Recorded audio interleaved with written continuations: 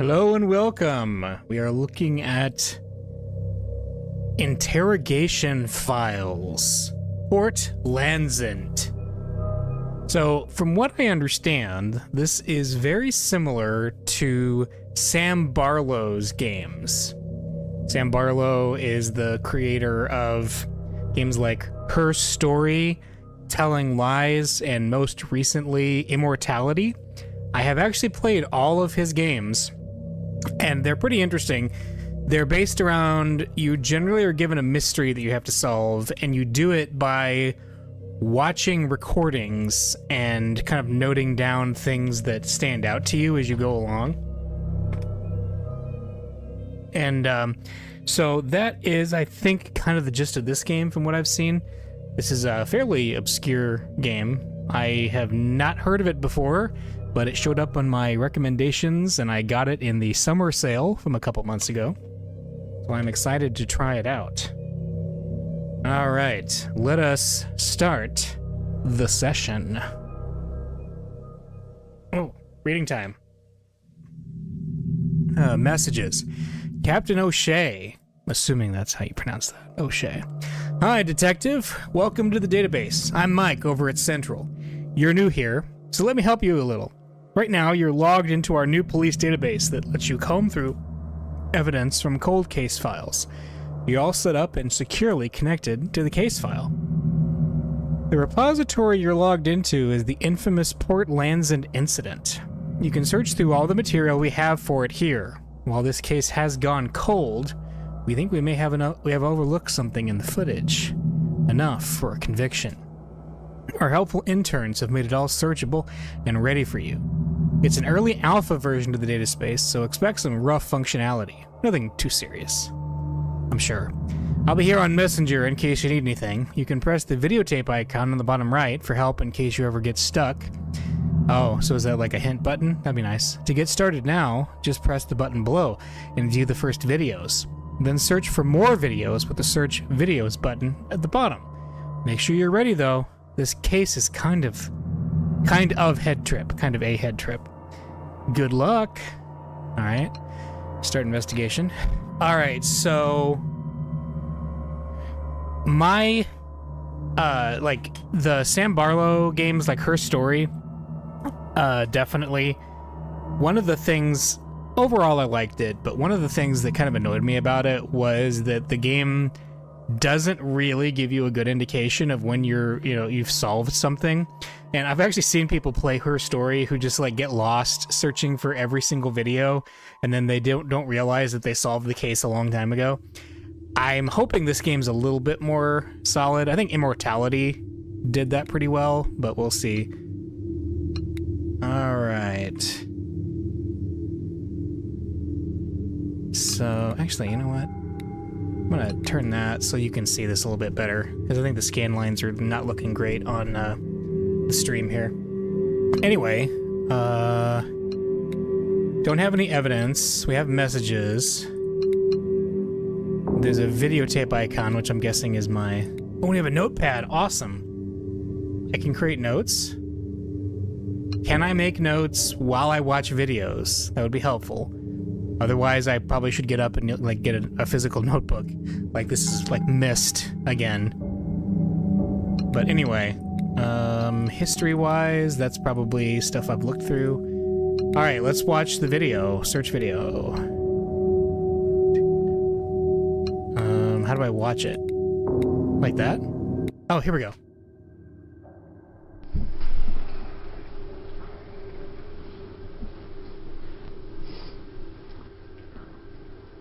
Hi, I'm Sergeant Buren.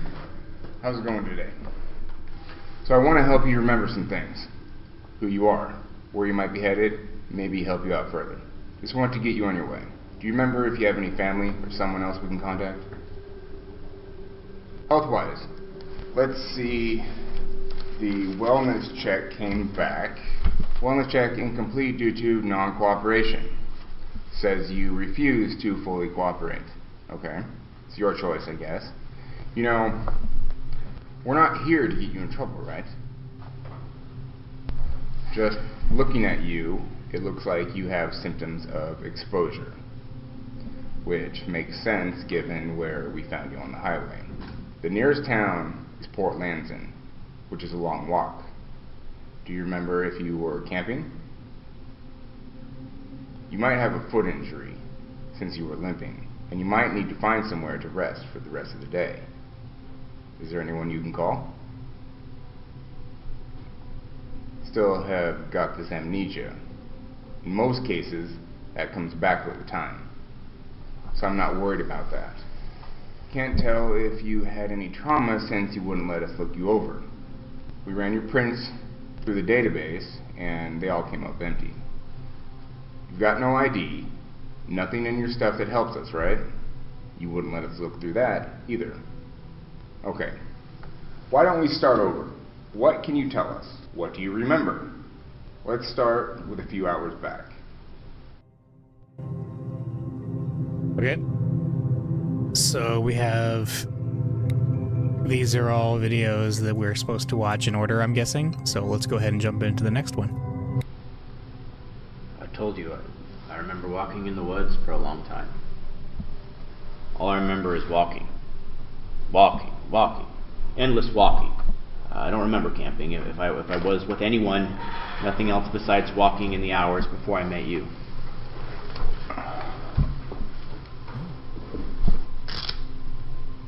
Sorry to interrupt you. Lieutenant Colton from Port Landsend Municipal Authority is going to join us here. I hope you don't mind. He's just here to listen. So, go ahead. You don't remember your name or anything else?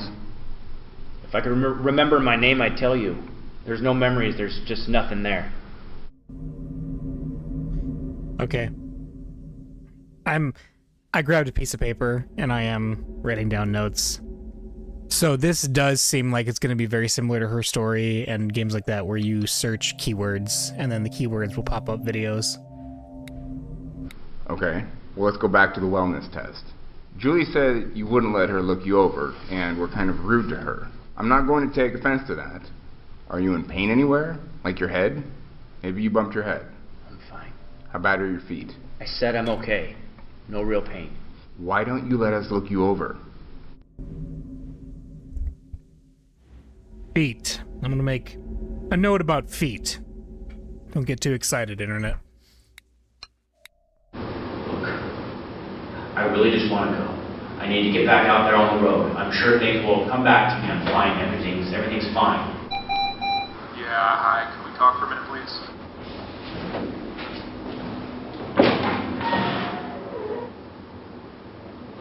Nice purple hat, by the way. I wish I had a hat like that.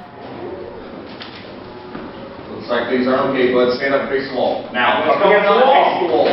Ow! Stop resisting. I'm not doing anything. Tell me what's going on. Your arm. If you don't cooperate, we will use force. We are placing you under arrest in connection with the deaths of 4 people in the city of Port Landsend and their jurisdiction. You have the right to remain silent. Anything you say can and will be used against you in court of law. If you cannot afford an attorney will be appointed to you. Do you understand your rights as I've read them to you? Do you understand? Okay. Oh, wait. We got some evidence and we got a message. So let's see. Breaking news. Ooh.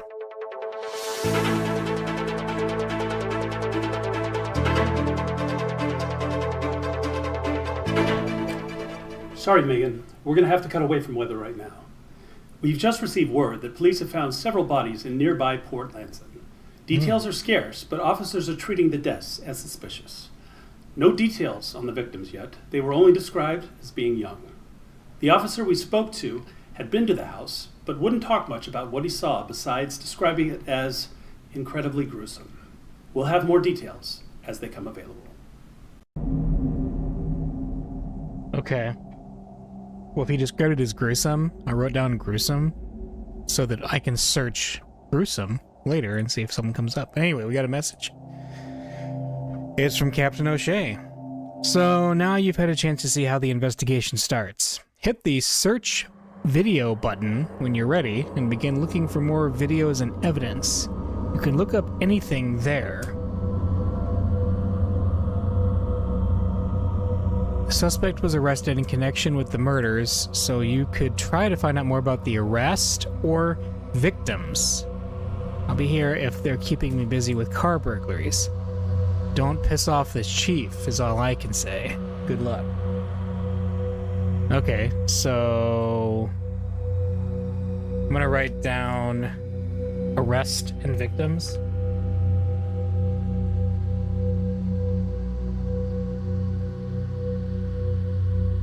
I feel like this is kind of a tutorial, so I will go ahead and search those terms. Alright, arrest. Alright, so the I indicates videos I have not yet seen. Looks like, okay, only a set amount of videos showed up. That's good. Anyway, let's go. Look, I'm just doing my own thing out there. I have no enemies. I don't want to kill anyone. What proof is there? You gotta believe me. Why did they think it was me? I wasn't there. Of course, you remember that now. Where were you then?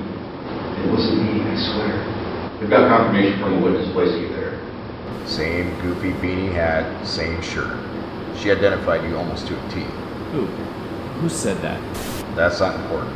I'm under no requirement to tell you that. What else did they say? Look, we're doing the questioning here. You say you don't remember anything, but then you remember not being there. So what else? What else do you remember? Okay, so you know we've been through your bag since you've been arrested. Tell us about that. Not going to cooperate on it?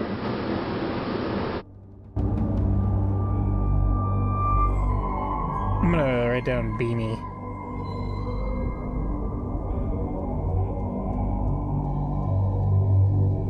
Just in case that shows up anything. Alright, let's next. So you gonna talk to us then? No? You know why we arrested you. So here's what we do know. We have 5 victims, 5 students, 4 dead. All 5 had their whole lives ahead of them. All were students at the University of Western Washington. Here's who they were. We have Emily Thomas. She was the organizer, smart, studying nursing. She thought she was going to have a great summer out here. Her longtime boyfriend, Greg, pre-med. Greg Sims. His best friend was with him too, Brian Watson. Brian was another junior at the U, studying accounting. His girlfriend, Alana, apparently a bright girl too, also studying business with Brian. And then Heather Gardner, another close friend of theirs. Actually, Emily's best friend. Heather has, however, survived her injuries so far. She's in critical condition at the hospital. Doctors don't know if she's going to pull through. What did they do? What crime did they possibly commit to deserve this? I don't think there's anything they could have possibly done. I don't remember them, okay? Those are the people we have on record as you having attacked. Does that make sense? Okay. Oh, some evidence. Oh, nice. We got the identities revealed. Alright, let's go check that out. Oh, this is just a picture, it's not a video. Alright, so I'm glad they did this. So we had the survivor, Greg, Emily, Brian, and Alana. Okay, that's helpful.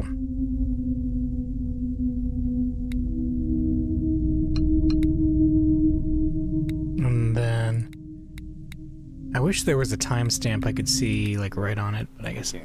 You know why you're arrested. I don't want you to play dumb with us. What did you get up to last night? How am I under arrest for murder? I haven't done anything. I told you I don't remember anything. Nothing happened. Okay. Let me tell you what I know, because we've been sitting here listening to you for a while, how you don't know what happened, how you don't know where you've been, or what your name is, blah, blah, blah. It's like you, poof, just dropped out of the sky and appeared. That's what you're telling us, right? That's what you want us to believe? You do, don't you? So, let me tell you what I do know, okay? I just got off the phone with my people.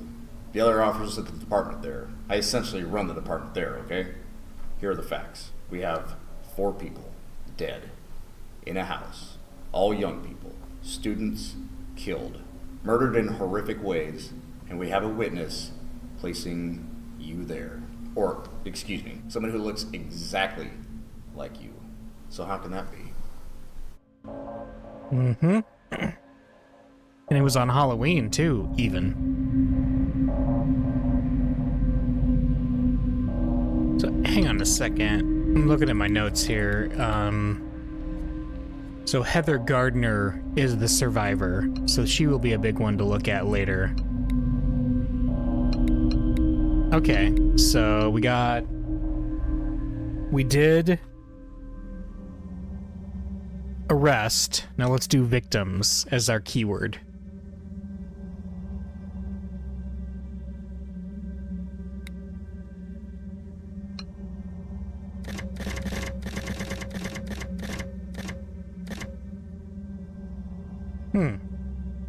Okay. Well, victims didn't show up much. Let's look up Heather. Alright, cool. One of the victims, the survivor, she was named Heather. I think I knew a Heather growing up. I can't remember though. Okay. So our mystery man thinks that he knew a Heather growing up. Interesting. Alright, that's the only thing about Heather. Let's see. Gardner? Let's try that. Okay, nothing.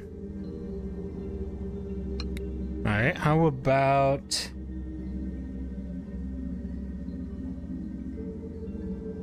Let's just go through all of them. Alana? Wait. Really? That seems odd.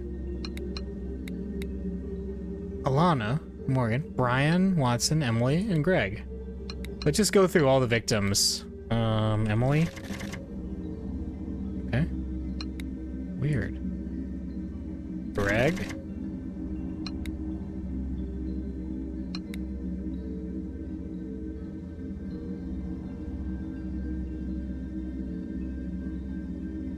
Oh, I see. I think there may be some supernatural elements just from some screenshots I saw, but I'm not sure. This does take place at Halloween, so it might just been like spooky atmosphere. If you didn't type in the right form and tense of the word, then it wouldn't return anything. Oh, okay. Let me try that. Alana. Okay, no. Greg. Okay, so we're not getting anything. Plus Heather, I think, not Heater, Heather. That did show up, yeah, okay. So, what else we got going on here? We have, they did mention that they were students at a Western, so let's look up Western. Okay, that's the videos we've already seen. Let's see, how about Amnesia? Hey. Oh, it's all the intro videos. Okay, got it. Memory? Anything new in the memory area? Hey, look. His foot's up there. Yeah, so you forced me to do your health check now. So what?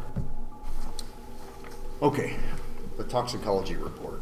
Positive for illicit drugs, high white blood cell count, swabs from hands inconclusive. Blood type AB, positive, with a note. Old and fresh scarring throughout. Blisters and burn marks on back and feet. So my foot's a little swollen and has some bruises. There's no law against that, is there? I've been walking for a while, and I think you got the diagnosis wrong. Those blisters, the burn marks, scars, whatever, they're probably just sores from being outside in the world, sleeping rough every night. I told you I remember hiking for a while. Maybe I'm a diabetic. They have foot problems like that, right? Maybe you're a crackhead. Seems like the old crack walk to me. Rick, what do you think? The old crack I'm sure walk. that would have come up in the blood you drew from me. I still want to know if that's legal, by the way. You want to see? All right, fine. Yep. Those are some gnarly feet. Tomatoes. They're blisters. Who cares? And a high white blood cell count? Isn't that good news? Fighting an infection, I assume. I feel like I'm a little nauseous. I might be coming down with a cold. Nothing else then but a few positives for some drugs. Probably false positives, I might add. You're gonna charge me with getting high a while ago? Does Washington State even do that? Oh, and okay, I've got some scars on my back too. I'm pretty old, I'm not surprised. You wanna see some more? Huh? Do you? Okay. Did we get a foot Some foot pics? Oh no. Okay. What do we got here? The lab results. Laboratory results and other observations. Laboratory results.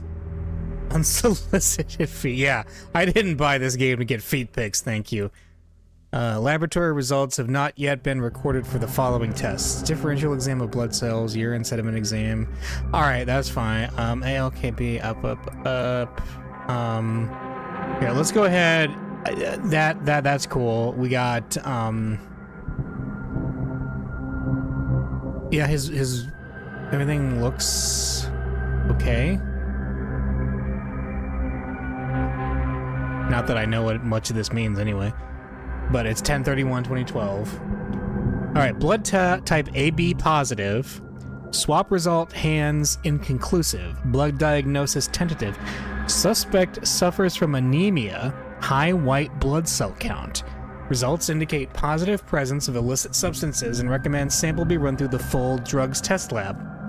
Recommend urinalysis as secondary procedure. Physical exam tentative, old and fresh scarring throughout, blisters, bruises, and exposure symptoms. Concentrated on neck, back, arms, and legs. Hands and feet show various minor wounds of unknown origins. Exposure and blister wounds also present. Unclear origin of old scars, new scarring, less blisters, likely partially due to exposure to heat. Huh. Heat, huh? That's interesting. Nothing from Captain O'Shea. So, this is our history. That's good to know. Let's go ahead and let's look up a drug, because I want to know if they did a drug test. Yeah, one would imagine. Drugs? Aha! See, there we go. Drug didn't show anything, but drug showed up a lot. So yeah, we need to get the syntax there correct. Alright, we got 4 new videos. Let's get through them here. Alright, so let's go through your stuff together now. Now that the circumstances have been changed. This should be fun.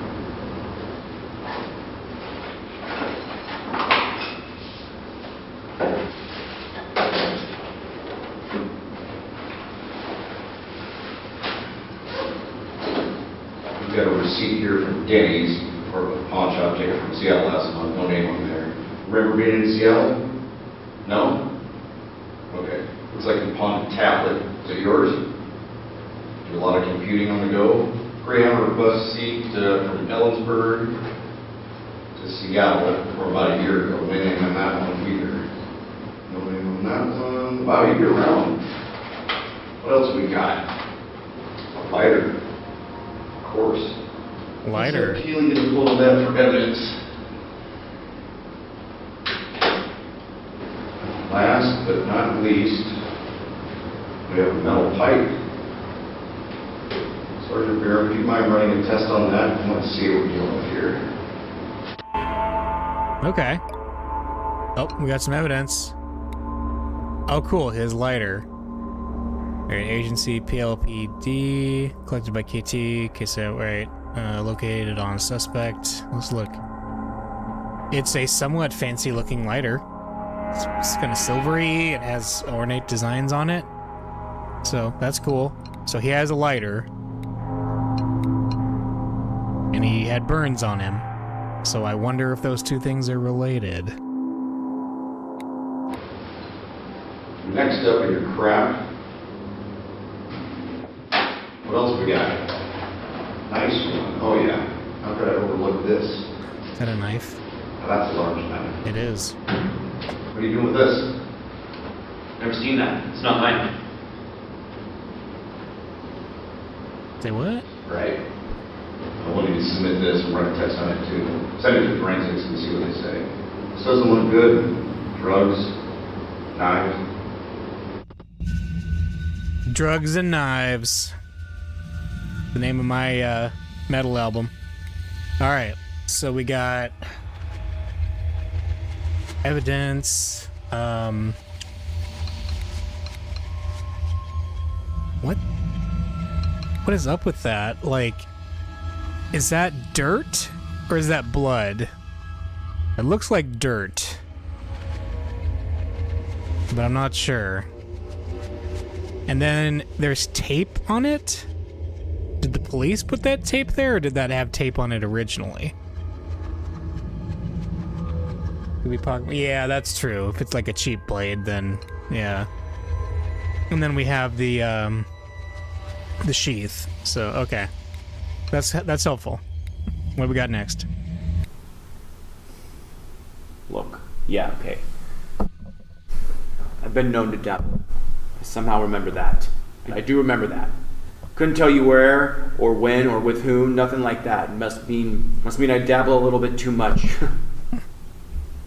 We all have our vice. I don't ask you about yours.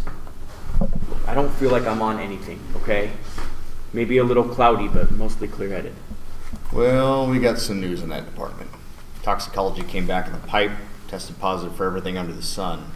The report looks like a friggin' rainbow. It's not that serious, is it? Isn't it legal now? What, you mean like hard drugs? No, still not legal. It's one explanation for the amnesia you're experiencing. We could throw those charges on there too. If only We're he'd here gone talk down to about Oregon. murder, though. What caused their deaths? How about you tell us that? Okay.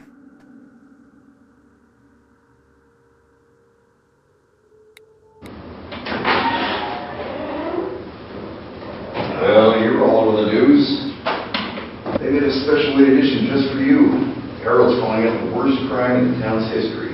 You have a little legacy for you and your family. So proud. I have no family. Plus, I didn't do that. You know what? Maybe you were all messed up on drugs. That at the time you didn't know what you were doing. If you weren't in your right mind, people sympathized with that. Yeah, you had a bad trip, bro. It happens. Or maybe it was a thrill kill. You wanted to see what it was like. That experience. Everyone's pushed things too far sometimes. Things get out of control. It's understandable. You're human. Other people will see that if you tell them that. I wouldn't do that. Okay, well, did these kids say something to you before to make you angry? Everyone gets angry. I get angry all the time. Makes you want to shout at someone or something. I got so angry one time that I knocked my coffee mug right off the kitchen table. It shattered. I know I scared my wife half to death. You see? You probably didn't control that. It was out of control. That was terrible. And it's okay. Things happen. Especially when we're not in our right mind. TLDR, don't talk to cops, kids. I'm not like, you know, anti-cop or anything like that, but yeah, this is fairly accurate. Okay.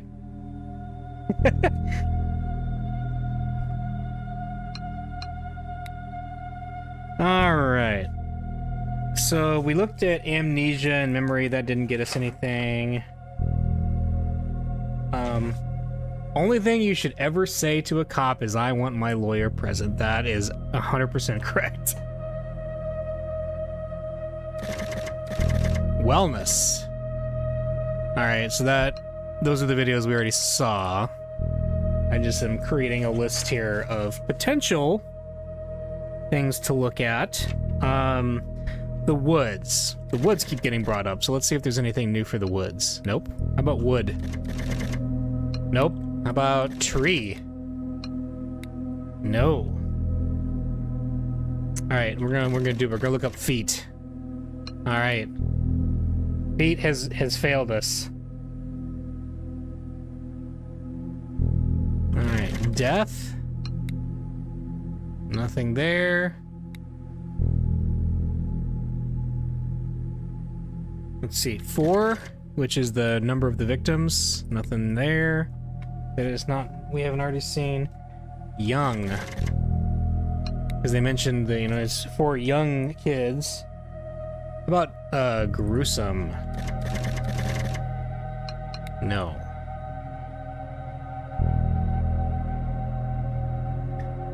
The beanie.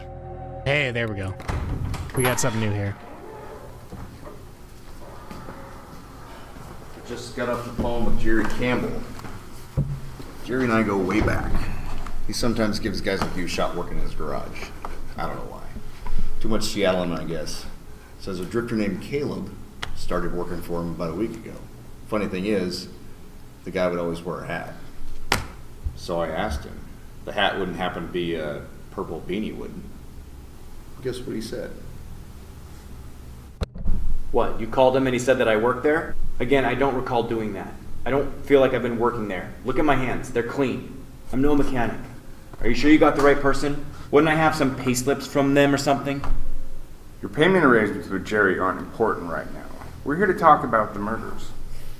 The murders and attempted murder of 5 innocent people. And you're dicking me around right now. You gonna confirm your name? You called them. Look, I told you I didn't remember my name. What do you want from me? That's not illegal, is it? Maybe I don't have a name. Maybe I'm a free person. Is he a sovereign citizen? Is he being detained? All right, so we do have a name. We have Caleb.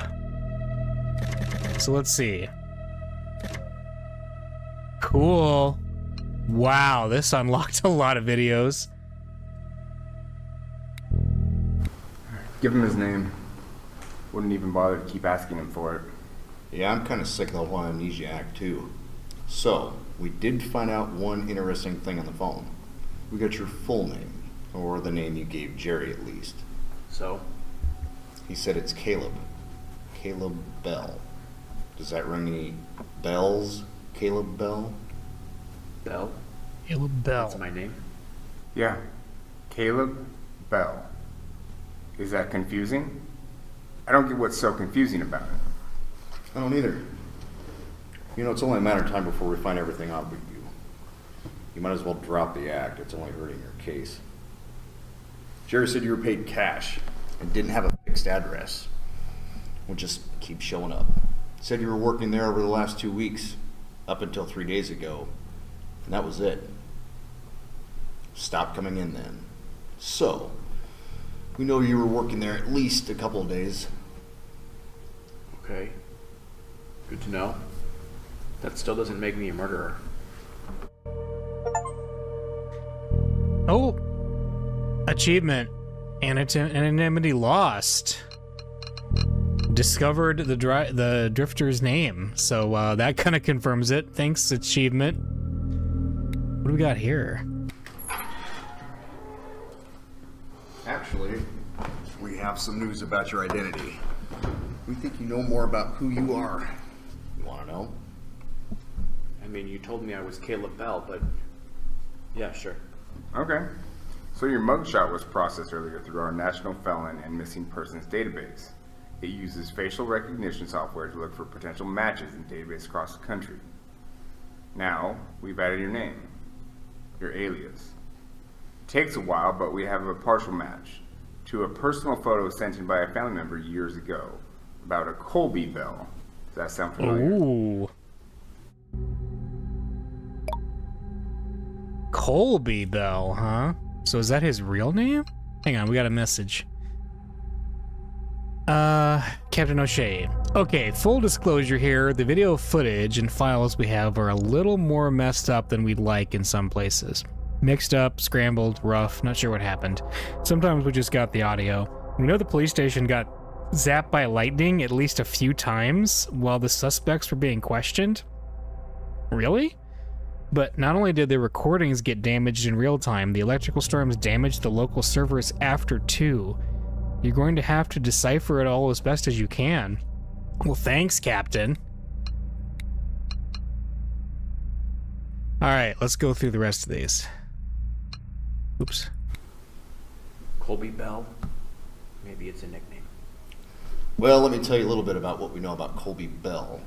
Our records indicate a Colby Joseph Bell went missing in Minnetonka, Minnesota in 1995 when he was 19 years old. His family filed a missing persons report a day after Colby had a fight with his brother over a car engine in front of the family's home. Colby walked out of the front door without his shoes on and was never seen by them again. Colby's described as suffering from bipolar disorder, psychomotor agitation, with the note uncontrollable motor skills often seen in the hands, catatonia, Geez, are you on benzos? And mood disorders, for which he was also prescribed medication. 2 years later, a Minnesota State Patrol officer found a man fitting Colby's description, asleep on the side of the road, possibly intoxicated. Surprise, surprise. He said he was heading east towards Pittsburgh. Okay, yada, yada, yada. And went on his way. Well, looks like you're not in Minnesota anymore, Colby. All right. We know you murdered them, Colby. Or Caleb. Whatever name you're going with by now. You were the only one coming out of that house right after in the morning. That doesn't look good. I've seen the bodies and I will never forget what I saw, what you did to them. It's only a matter of time until we find something else to put you away for good. Evidence technicians are combing through the scene right now. Some piece of forensics will pop up. Something else. Some other mistake. A guy like you makes mistakes. Right now, we just want to know why. Why kill them so brutally? No. You're sick. You murdered them all in cold blood. There were no murders. There were murders, Caleb. While we talk about your sad past, we have to remember there are 5 victims here. What about the futures for the victims' families? Have you thought about that? Look, Caleb, I'm going to be honest with you. I was a first responder to the crime scene today. I requested to be the lead on this case, which has been granted. I think you're sick. You really just need someone to talk to. And we're here. We're going to figure this out. In fact, I'm just about to give my deposition and statement about what I saw. Combined with the preliminary evidence, evasive responses, things aren't looking good. Why do you think it was me? A lot of people look like me. What motive do I have? It could be anyone. That's something we're going to find out. It unlocked the second character. What? Oh, you just unlocked your second suspect, Lieutenant Colton. Pressing the unlock button will unlock the suspect, allowing you to search through their footage, and will also cause their starting videos to be displayed in the video thumbnail area. Go ahead and try it when you're ready. Nice! That's kind of cool. So, we have Caleb, and we have Colton. That's interesting. That's kind of cool. I like that mechanic, that I have, like, multiple people to look through. I kind of want to go through... Alright, so some of the stuff I've written down as search terms might actually be useful for his stuff, too. So, let's see. But, yeah, let's go through, Caleb or Colby. Is there anything else under, let's say Bell, because that's his last name. No. Okay, Colby. There, yep, we got some new things for Colby, so let's check that out. I prefer Caleb. Okay, whatever, Caleb. Take your medication lately, Caleb? The on-call doctor gave us these to give to you. Go ahead, take them. Maybe it will help with your selective memory. Go on.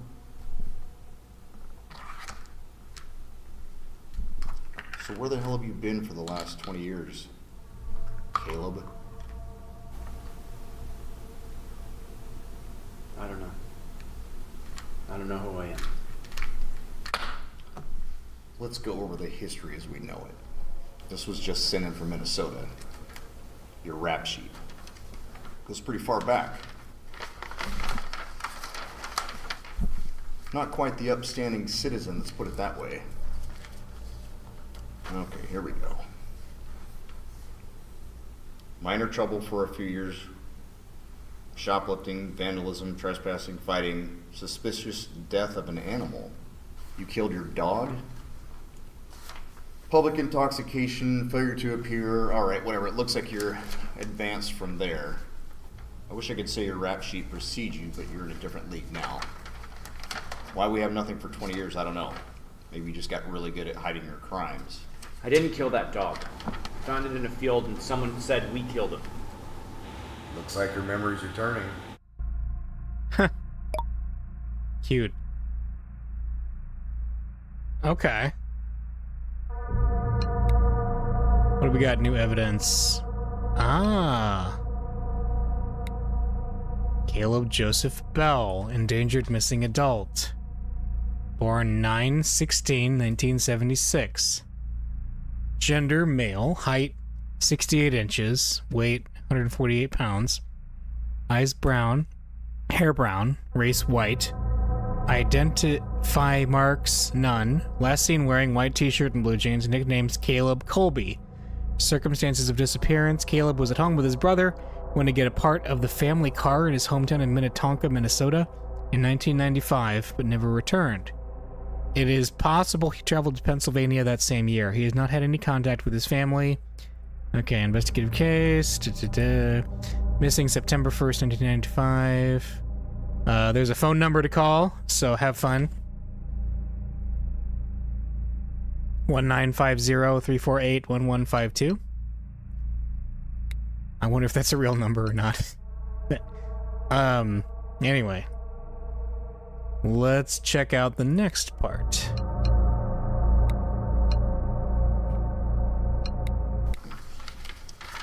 Wow. And it keeps going. Contender for Novel of the Year. This is all very fascinating. Let's get right into this. You know why you're being questioned. So, tell us. You insult me? You make fun of me and you want me to answer your questions? No one's making fun of you, Caleb, but you really don't have a choice about answering the questions. Let's talk about motive then. Maybe you just finally snapped after bumming around for 20 years. I don't know what you're talking about. Why don't you cut the crap and level with us? We know you walked out on your family 20 years ago. Your brother was still looking for you as of last year. How does that make you feel? Do you feel anything at all? Can you? I think you're a monster personally, but enough with the not remembering act. Why don't you tell me what the hell happened in that house last night? I said I don't remember. Okay. So my name is Caleb, and I worked as a mechanic. And someone claims I was at this house, even though I was a few miles away when you found me hours later today.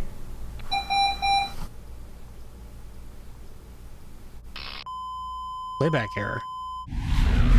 Oh. Oh. What was that? What? That looked, suspiciously like... So my name is Caleb, and I worked as a Let's mechanic. go through that again. And someone claims I was at this house, even though you found me today. Alright, let's see that again. Yeah. Something's funky here.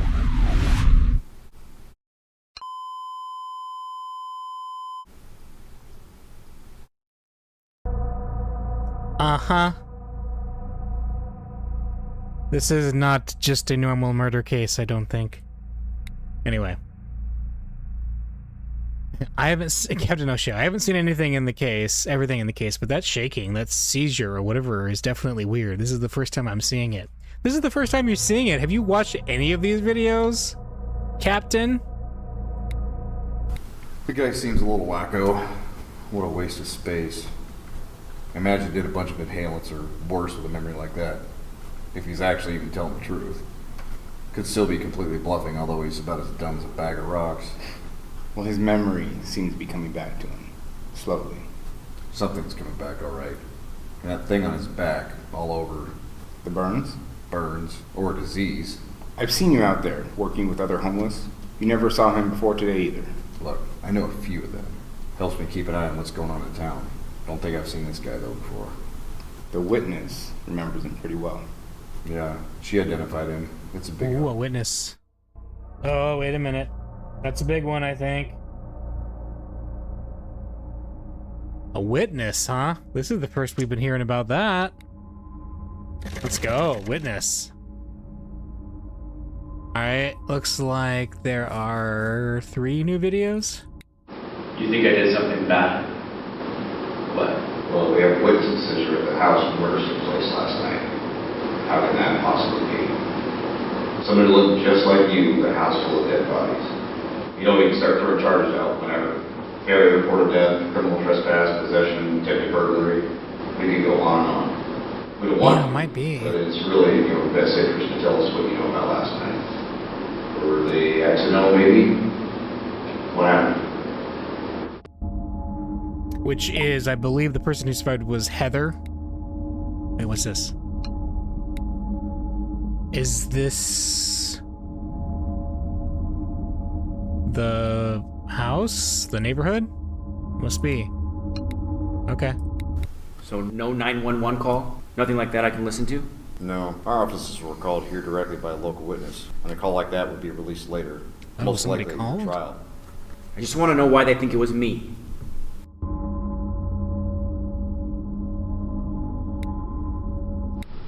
Oh yeah, the neighbor?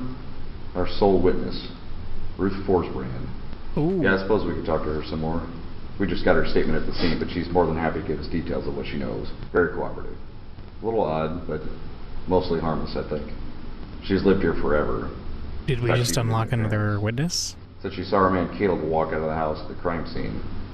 Let's get some more details from her. We did. Ruth. Okay. Nice. That's 3 suspects unlocked out of 5. Keep going. This case gets pretty weird. Thanks, Captain. You know, you probably could have, like, written up a report or something for me to read before I did all this, but, you know, you do you, man. Oh, there's, like, a progress bar I see for, like, how far we've gotten into it. That's nice.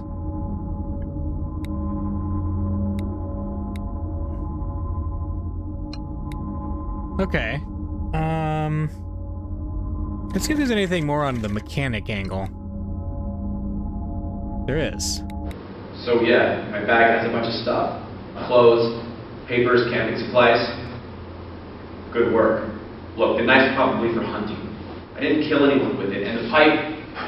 I'm innocent. Not sure how that got there. It's probably not mine. Oh, I'm sure it's not yours. Unfortunately, that's not how possession laws work here. Forensics is looking into They're it. not going to find anything on the knife. You know that. There was no murder. No murderers. I'll probably take my stuff and get out of here in like an hour. Oh, excuse me. I'll take my hobo junk, as you say, and leave. Well, actually, there is another thing I'm kind of curious about amongst your crap. This guy right here. Recognize that? Looks like you have been in Port Landsend. My count. That's a business card from Jerry's garage. And on the back is Jerry's personal number. Any idea what that's about? Let's see. Jerry's been mentioned a couple times. Let's look at is the card? It is. Jerry, 370-724-6014. And then Jerry Campbell, owner, Jerry's Garage and Auto Parts. Okay. 132 Main Street, Port Landsend, Washington. Okay. So let's see, Jerry. Does anything pop up that's new? No, that's all stuff we've seen before. Cool. How about blood? Oops. So I typed blooder. Blood. Hey, cool. So I called out I was entering, announcing myself. The front hallway was narrow, and dark, even though it was light outside. Well, overcast. Inside it was messy. The doors to the side rooms, dining room, and the sitting room were closed, and some leaves had blown in all the way.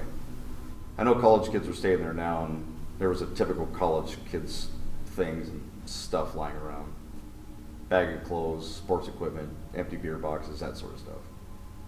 At the end of the hall, the living room door was closed, but it was damaged.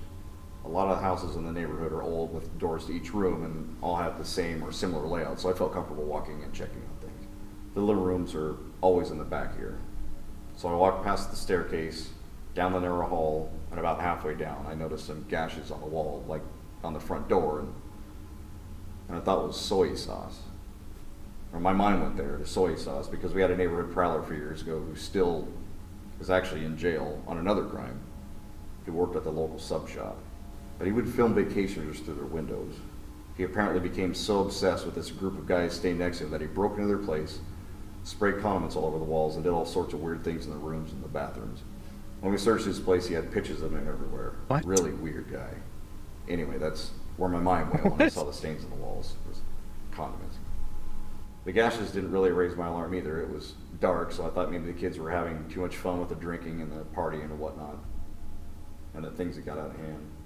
So I'm halfway down the entrance hallway, and it's really dark. And I get close to the living room, right to the living room door. At my feet was a large, dark, sticky stain coming from the door.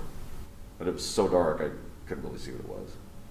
I pushed the door open, and the smell was very strong. It hit me like a ton of bricks. I don't know if you've ever smelled it. That distinctive smell of the inside of an animal, people in this case. I struggled to open the door because something was in the way, debris. Once I did, inside, immediately in front of me were the victims on the floor and on the furniture and the walls, everywhere. Okay. So you... Okay. Alright, there are crime scene photos showing the extent of the victim's injuries you need to see to believe. Hope you don't have a weak stomach. I'm talking to the tech guys right now to make sure you're connected to everything we have on the case. Not sure why it's not popping up right now. Hopefully just a glitch. Okay.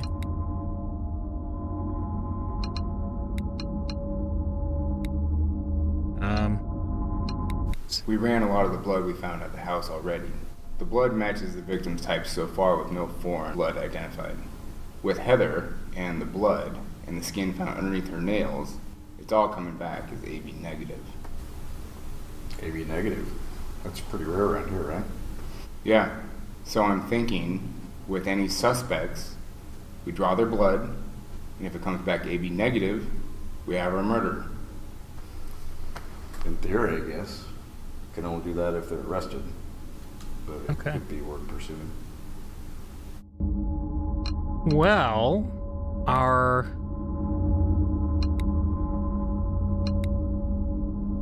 AB positive for Mr. Caleb.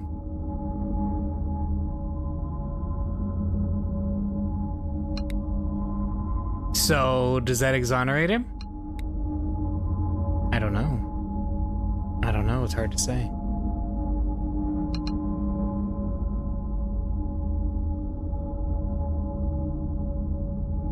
Yeah, he actually mentioned that in one of the early videos. He's like, I'm not sure it's legal what you guys just did, taking my blood. So, you know.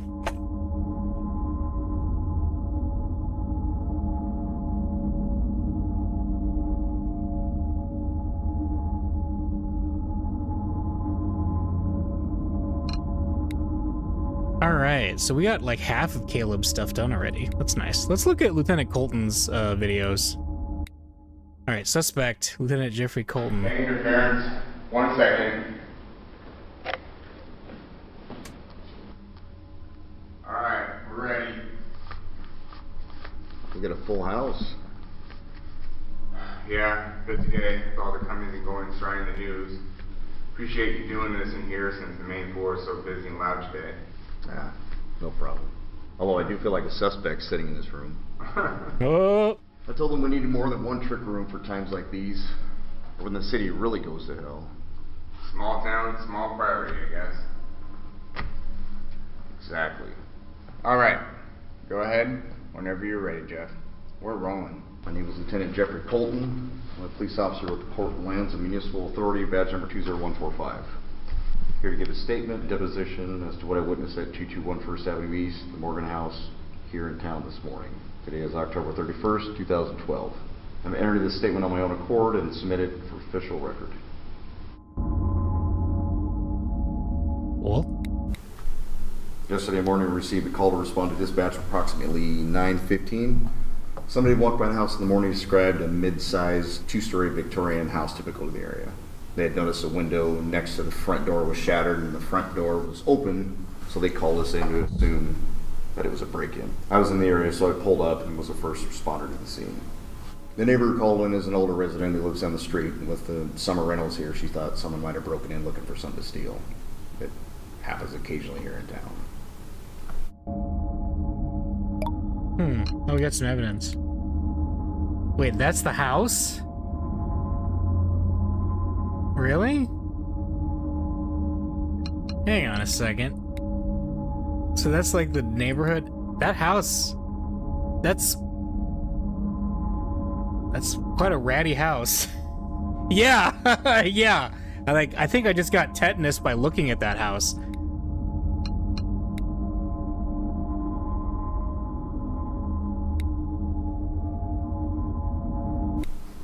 So I walked up to the house, which is older, a bit run down, maybe just uncared for. A bit run down? Weeds, overgrown bushes, that sort of thing. Walked up the path, up to the stoop, and onto the front porch, immediately noticing damage to the front door. As I reported, I confirmed the damage: shattered glass, splintered wood. It looked broken into. The door was still closed and I could see inside through the white curtain. I made the decision to enter the premises at that point.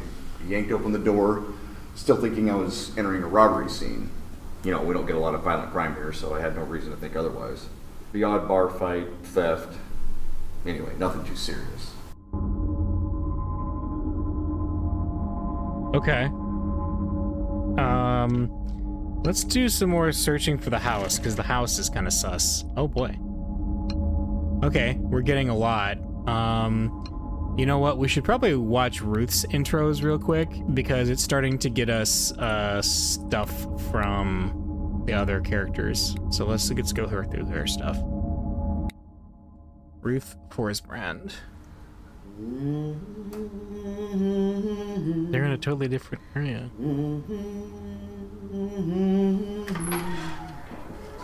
Evening. Good evening. How are you? Good night. Well, thank you. As you know, we're talking to a couple of people here tonight connected with the incident on your street. Our officers are interviewing them in other rooms here. I'm Sergeant Wilcox, and this is Detective Turner. How do you do? Apologies for having to interview in the AV room. Our main room's occupied. Plus, it's the only room where we have power on consistently. Stuff got fried over the last couple of days in the storm. At least we can make sure all the recordings are working here. And we want to make sure you get everything. Yeah. John likes coming in here so we can geek out over all the old AV equipment. So, just to confirm what you told us yesterday, let's start with your name. Ah, yes, okay, you're requesting my name again. It's Ruth. Ruth Forsbrand. Good to see you, Detective. Your address for the record? I live at 218 First Avenue here in town. I've been here most of my life, interestingly. My grandfather actually came over on the ships from Norway. And like many settlers, he was a deckhand on a trawler. Passed through Anchorage, Seattle, and most of the western coast before homesteading here. You see, the government was still giving away parcels of land in those days. Very kind of them. It was really a different time. Similar, but different. Okay. Pretty sure she's guilty of something. Just on principle. I want to know more about the guy who sprayed soy sauce all over somebody's house. Yes, literal crazy person. Uh-huh.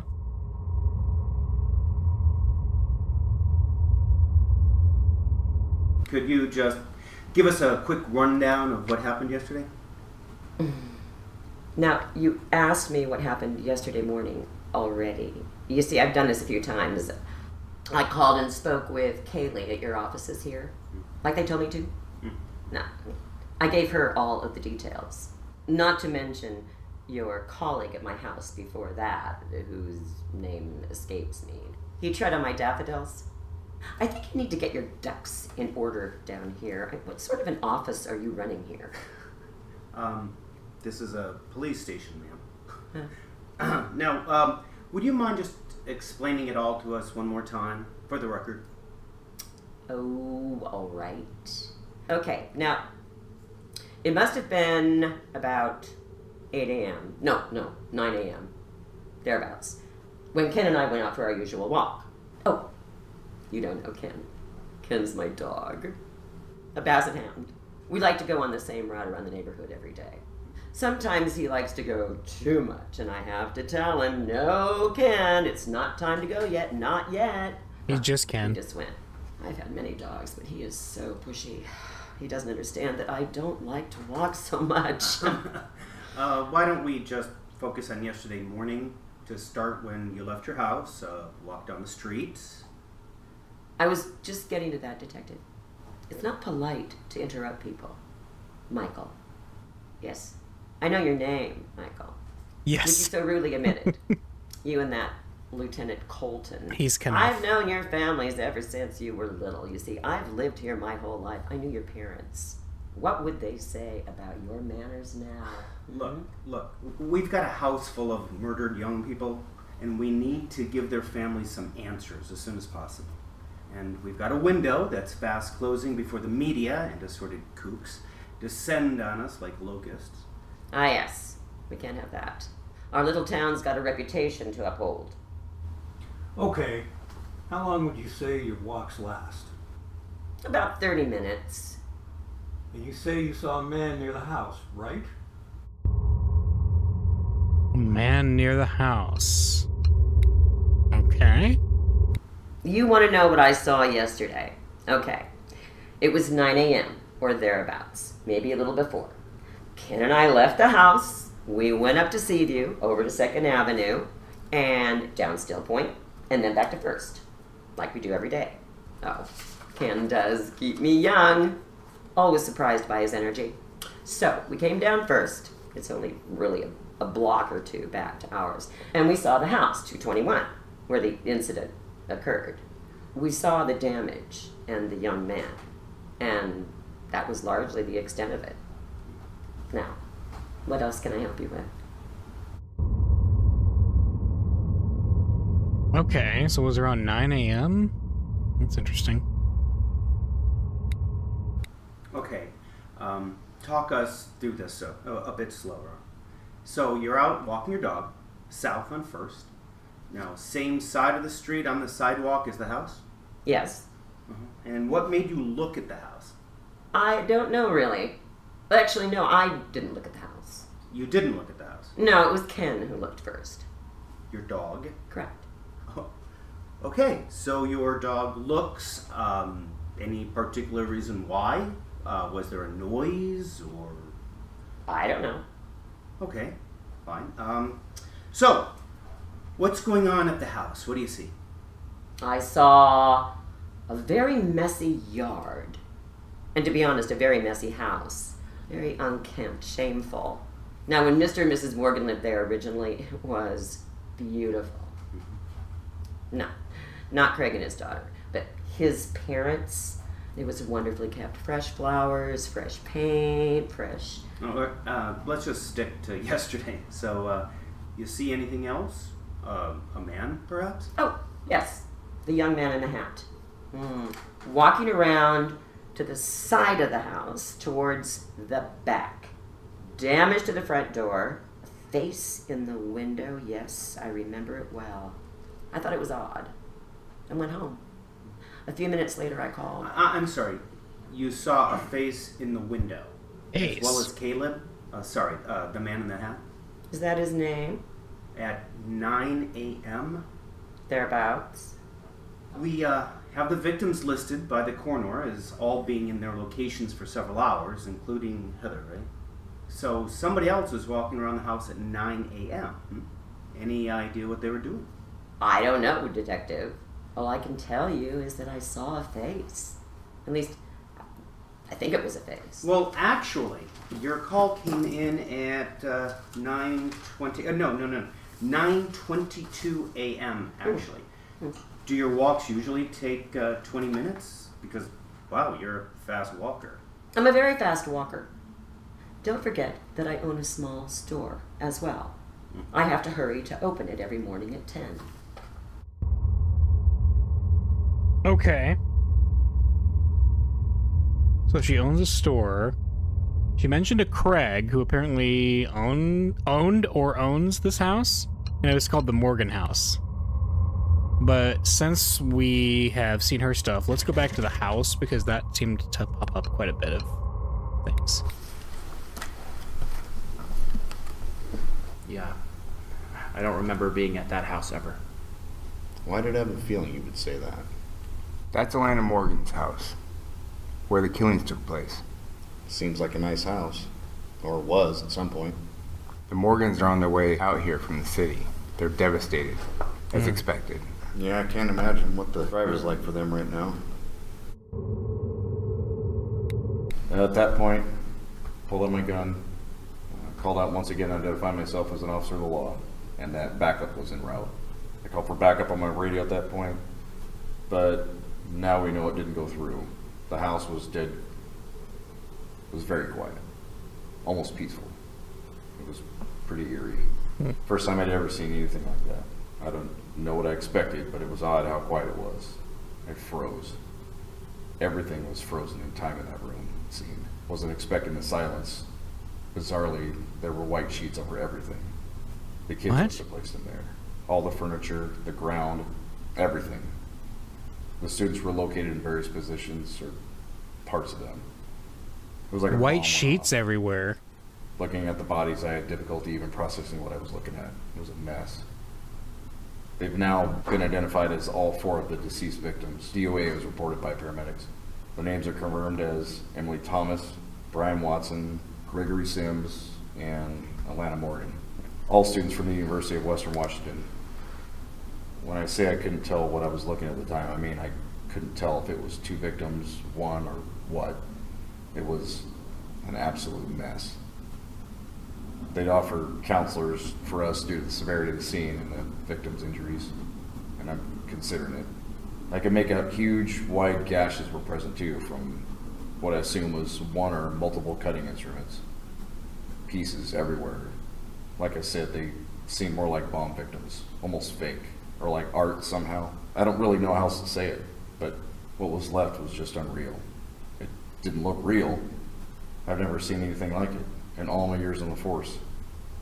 Then in the corner of the room, one of these shapes, bodies, moved just a little. I took 2 steps towards it, them, and then it screamed. She screamed. Put the fear of God in me, that noise, piercing that silence in the room.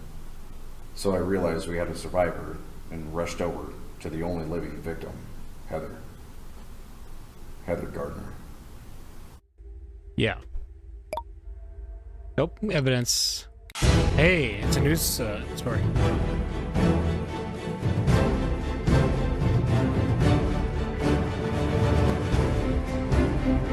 New tonight. Shocking news coming out of Port Landsend. The bodies of 4 deceased Western Washington students have been found in a house on the town's east side, with reports of a single survivor being rushed to St. Michael's Hospital this morning. Authorities aren't releasing any details on what may have caused the deaths in this otherwise sleepy vacation community, but anonymous sources described it as one of the most horrific crime scenes they've ever come across. All we know about the survivor is that she's a female in her 20s, in critical condition, with her wounds being listed as egregious by local paramedics. More on this story as it develops. Egregious wounds. Okay. We got more to watch, so let's keep going. I had no idea if there was still an active threat in the area, so I tried to provide support as best I could, not really knowing where all the injuries had occurred on Heather's body. I was pretty useless just telling her to stay calm while radioing for help. Again, on my uniform, but there was interference. I felt like I was being watched somehow too, and given the gravity of the scene, felt like I needed support. So I quickly exited the house, back down the hallway, out the front door, and called for more emergency responders from my patrol car. Once backup arrived, Terry came and we went through the house, cleared it room by room, not finding any other victims. The photos taken at the scene all confirmed what I described. We had 4 dead who we couldn't identify until next of kin were contacted. All we knew right away was they were likely young. 3 were basically macerated, and I don't think there's official confirmation yet. Too soon. The coroner's still working on it, although I know he's having trouble. Okay. You didn't wait for more backup? More cavalry? Just Terry was enough? At that point, Terry and I decided to check the rest of the house, just in case anyone else was in the house, injured, or even if we could still catch the person, or persons, who did this. We were careful. We went in slowly, cleared each room, guns drawn. The front room was really the place besides the living room that had the signs that a struggle had occurred. There's a broken lamp on the floor, still on, and there was a chair on its side. That was it. To me, it indicated someone was in the room, got surprised, possibly fought back, and then left quickly. So the ground floor was clear, apart from the living room, obviously. At that point, we proceeded upstairs. Got to the first room to the right of the stairs, a small guest room. The door was slightly open, lights were on, and found nothing. Nothing. It was completely empty. There's a bathroom across from that room, and there was nothing. Nobody in there either, just empty. All the rooms were like that, weirdly empty with the lights on. But I swear a dark cloud was following us in every room in that house. Not a real cloud, but there was eel in there. Here's the layout. Oh, thank you. I was like, we better get that evidence. Thank you. Okay. So, front porch. Front room. Hall, sun porch, breakfast. There's a second floor. What's over there? Garage, maybe? Living room. With an X, B, K, F. BK? Okay.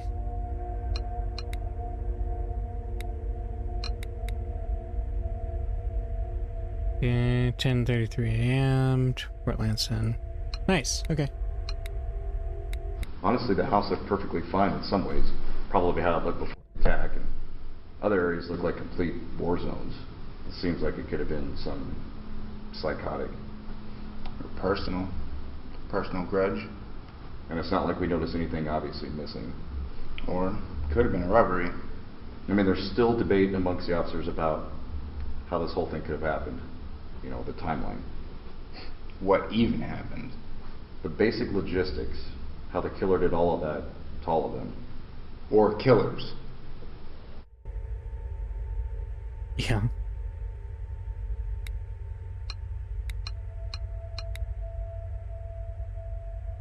Yeah, I'm thinking Caleb is not the guilty party. We've gone with a preliminary timeline of events based on the coroner's findings and our own. This is subject to change, of course. Basically, we're ruling out robbery now since nothing seems to be missing. Still could have been an attempted, though. Okay, so we think the intruder came into the house in the front. And this could be anywhere between 12 and 4 a.m. since the bodies have been dead for several hours when we arrived this morning. Maybe even later. We think. I mean, we know most of the students were in the back in the living room when the initial attack began. Forensics so far hasn't helped much, which is odd considering they're supposed to be the national experts from Seattle. Maybe not. There was a lot of blood in that room. The window shattered, indicating it was quite physical. There could have been a confrontation in the front room, where we found the broken lamp and a victim or victims that fled to the living room. Maybe someone even walked in on the attack. It's unclear why or if Heather was spared intentionally, but she survived, thank God. It's possible she was left for dead, or the attacker was interrupting during the attack and fled. No other witnesses have come forward thus far and have almost completely blanketed the neighborhood and local communities appearing for help. Okay. I'm gonna guess Heather is gonna be one of our suspects eventually, but we'll see. The face looked rather pale. Sad looking, perhaps. Pretty. Possibly young. It was only for a second. I was far away, though, and didn't get a good look. Didn't want to stare and be rude. Did they see you? I think so. Actually, no, I'm not sure. They didn't move. Wait, you said the face was pretty? So it's a girl? It was upstairs. The front bedroom, I think. Oh, it was female then? Or a male? Oh, well, you can never tell for sure these days. Female, I think. Fair in their complexion. Wait. No, Based. no. Perhaps a male. Alright, so anything else about them that we should know? How about their hair color? Their hair length? Were they wearing anything that you remember? I didn't see. Don't think they were wearing anything in particular out of the ordinary. Long hair, yes. Not sure what color. What was odd was that they weren't moving, rather stagnant. A long gaze. Then that boy in the purple wool hat Is it a and the black ghost? shirt, he walked around to the side. Now, he looked homeless, confused. When I looked back up to the window, that face was gone. Was this like a seance gone wrong or something? Now, we have a couple of photos that we want to show you. They're of different men from the area.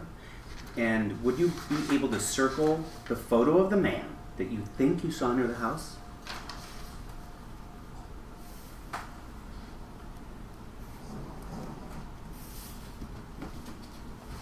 Okay.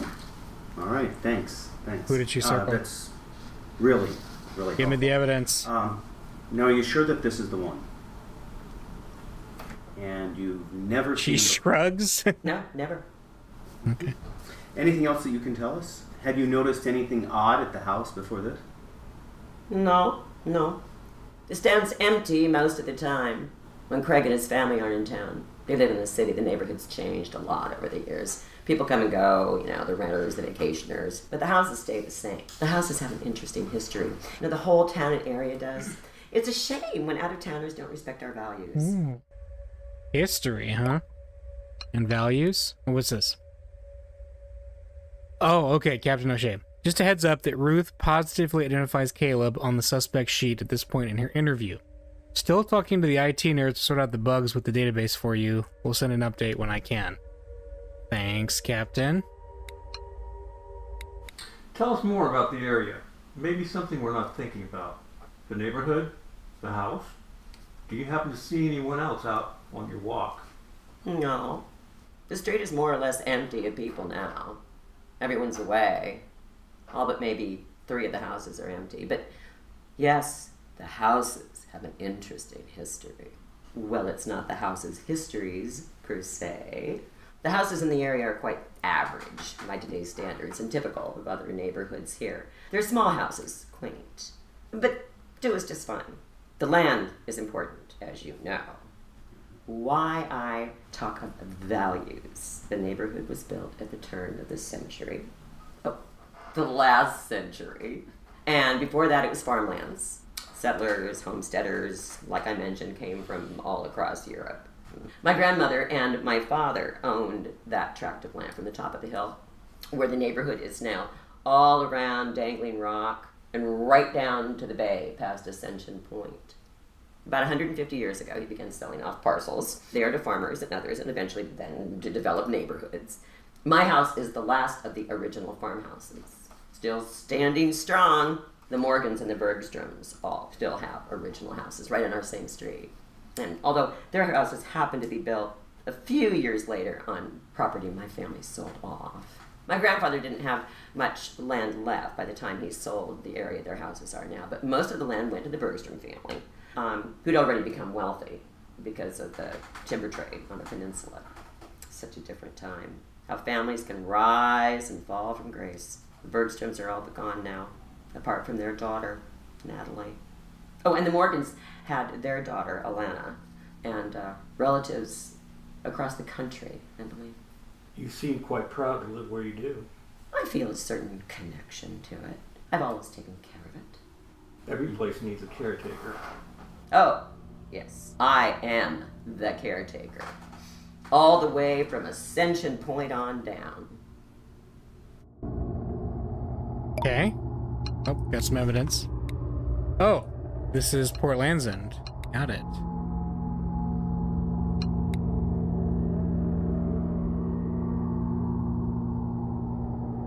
What does that say?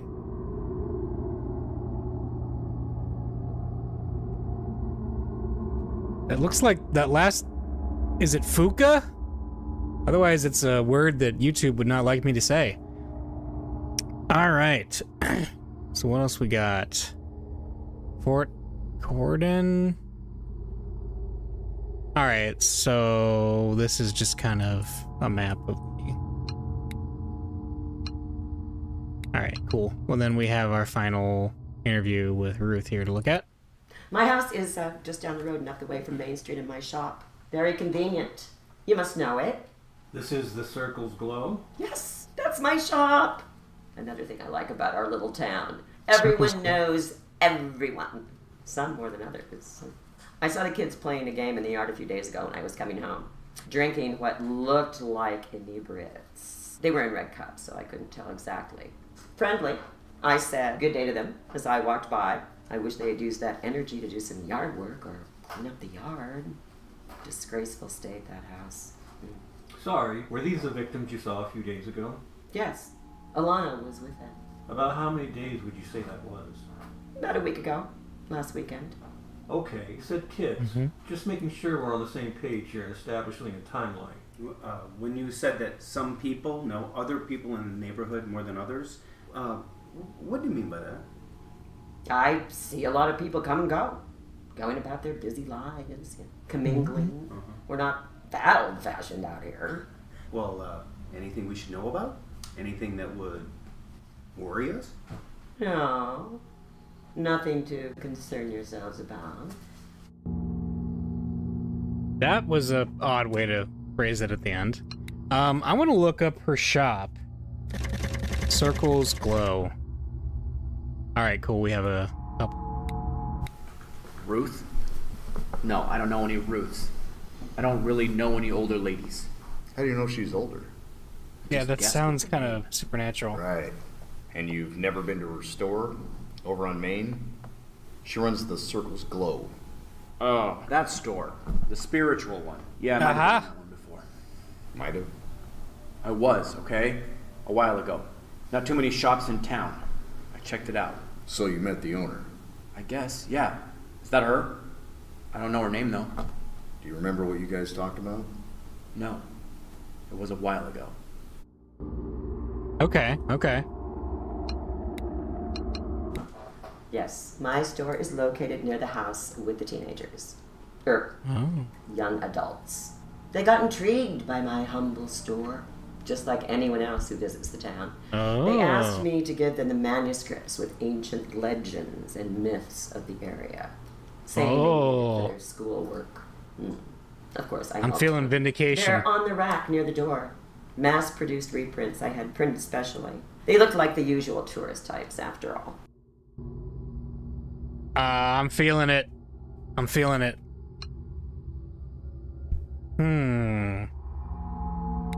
look up history. Okay, there's nothing new there. Is there anything new on Ruth? Nope, that's all stuff we've seen before. What about spirit? No. How about spiritual? Aha! So many deities we have on our little planet here. It can feel quite crowded and confusing. Which one is the real one? That question would be a death sentence in some parts of the world. Why is it a competition anyway? Especially when we all know who the real ones are. Anyway, Michael. At least that's the line that Horst draws. What? Okay. Horse. No?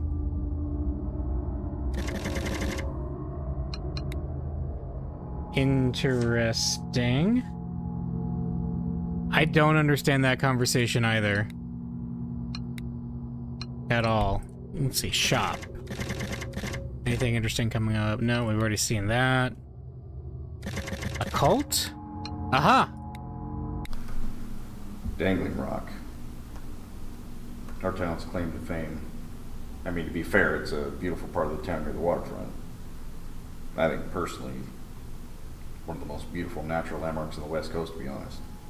It looks great from the water, and you can walk right up to it. Of course, there's all that crap about it being some special sacred place or whatever. Oh. It's a big rock. We catch people there all hours.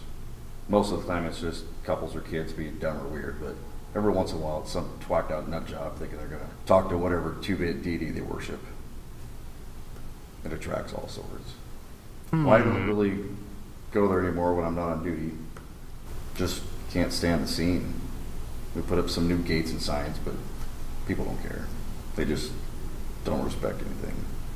Do you think the people who go up there really believe? I definitely think they do. That's what scares me.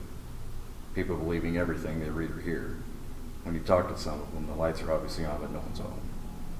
We really should find out who spreads these ideas and stop them at the source. I remember one of the last time I saw my niece, God rest her soul. She drove up to mine in some van, said she was gonna go to some hippie festival down in the national park. Was with some guys and friends, that's how it starts. I think it's where she fell in love with the same crowd, believing in who knows what. And who knows? Maybe some of it is true. Evil. Pure evil. Okay. So he has a niece who's dead or gone? That's interesting. Yeah. He obviously has a vendetta against, so yeah, there's some sort of a relationship there. I've heard the rumors. Well, people thinking all sorts of nonsense occurs up there. Satanic rituals and other just nonsense. I suppose there's probably a hint of truth to it if you think about it. You and I have seen all sorts. All sorts. Doing their mischief up there, arriving there in their caravans with their sigils of Baphomet patches and mall-bought trinkets, reciting a bunch of things they read on the internet. I'd like to know what percentage are really successful up there. You and I both know, not much. Lighting some candles, chanting some tired mumbo-jumbo. It's quite disrespectful to the site. You're right, it is. And I think we can actually agree on something. But you may be contradicting yourself there accidentally. Each of those teenagers leaves a good amount of money in your store. You know, buying those bumper stickers and trinkets. Am I right? I sell a window to another world, other worlds. How they choose to apply themselves with the knowledge they acquired is up to them. Yeah, that's a good point, because she like said something about, oh, well, you know what I'm talking about. That's interesting. It does seem like there's some familiarity. Right, dangling rock. Oh, hey, we got some good hits on this one. I've actually heard of it. Place in town people go to party, right? It's a state park on the site of a historic former naval base and features one of our state's most dazzling natural landmarks on the whole Pacific coast. But sure, it's the place people party at. I went there once, a long time ago. It was from before. Before? Yeah, I think I remember something else. This isn't my first time in town. I was here about 15 years ago, after I left home. I came here to check things out then. I think I went there one night. Came to check out the scenery, did you? So he got his memories back at one point? I don't know why. Probably just wanted to come to the West Coast. Live out here for a while. Did you meet anyone? Remember where you lived? No. Okay. Talk us through the memory then. How do you know it was 15 years ago? Actually, I just remembered it was 1997. Bill Clinton just became president again. When I started heading west, hitchhiked and stopped in a couple of spots, moved around for a bunch of months. Huh. What does the Orthodox rabbi Bill Clinton have to do with this?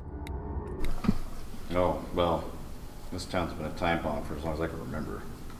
Not even surprised this has happened. Remember the looting in 52? 1952? I know, right? I never could figure out who really was behind it all. Not like there were cameras around back then. Or the Orlando Jackson killing in 81. The weird stuff up on the rock. The list goes on. Bunch of loonies run around all over the place, if you ask me. Oh, I don't know. I don't think Port Landsend is that bad. Come on. How long have you lived here? He got tattoos on his... It's a blue-collar town. He does. Vacation town. I'm sure every town has its dark spots here and there. Or a secret. Whatever you say.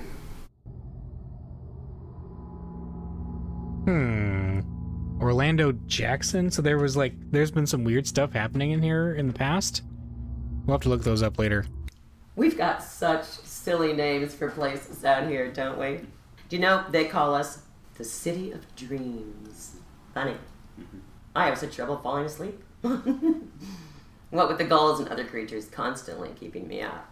Good thing I have Ken to keep me safe. Ascension Point is what the Catholics, the Spanish, called Point Hudson before. And before that, Sanya Mas by the natives. It means, I see you. I've always felt a special connection to Dangling Rock, detective. It's quite a spiritual place. Calming, I've found. Now the tourists have ruined it. Kind of like the kids. But you can still find moments of serenity there, occasionally. But overall, our town is quite nice and pleasant. Don't get me wrong. Okay. Oh, evidence. Okay, so it's a picture of the port. That's a town in Washington for sure. The Pacific Northwest energy is strong. Do you ever go to Dangling Rock? Spend any time there? I like to go sometimes. Alone, mostly at night. When there aren't people around. You can look up at the stars. Or find what you need right in front of you. It helps to step outside yourself and get clarity sometimes. Your kind has always been wary of it. Why do you think the fort at the point was built? There were no active military threats at the time. It's seen no great battles, never will. See, the natives understood the rock's importance. They respected it. And when you don't respect it, well, the fort has quite a large graveyard.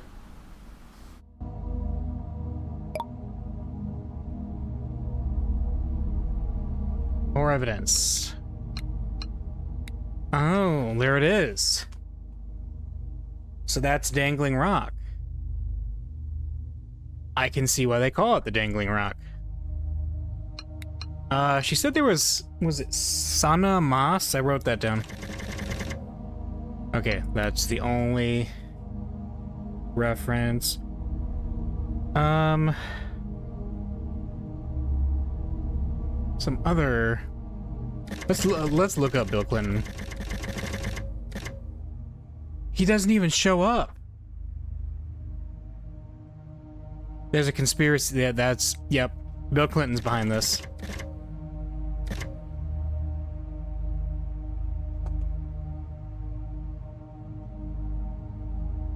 And, you know, if I die in the next week, you'll know for sure. Graveyard. That's a good one. Yeah. Oh, yeah. Cool. We got one. Oh, I don't know why there's such a large graveyard at Fort Cordon. Us civilians aren't privileged to such information. Why don't you go ask the government? I'm sure that will be quite fruitful. Right.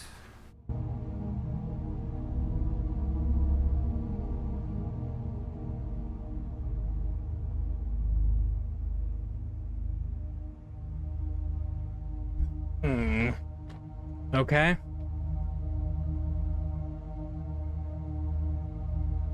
Oh yeah, I wanted to look up Craig, because she keeps mentioning Craig. What? You don't know?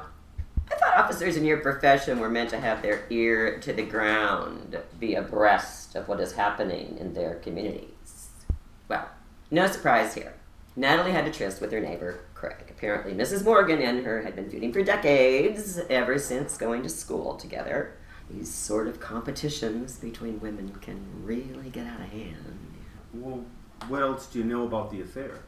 Not much else to tell. It had been going on for years. It was quite obvious to most. How so? Well, I don't know. It was their looks. No, there was obviously something going on. No other proof? Well, no. Besides seeing her come and go to the house. But everyone knew. It's common knowledge. Just last week I saw her walking over carrying what looked like cookies. Oh, no. I was kind of wondering if that would unlock another suspect. But I guess not. However, we have a name. Natalie? Let's look that up. There we go. Natalie.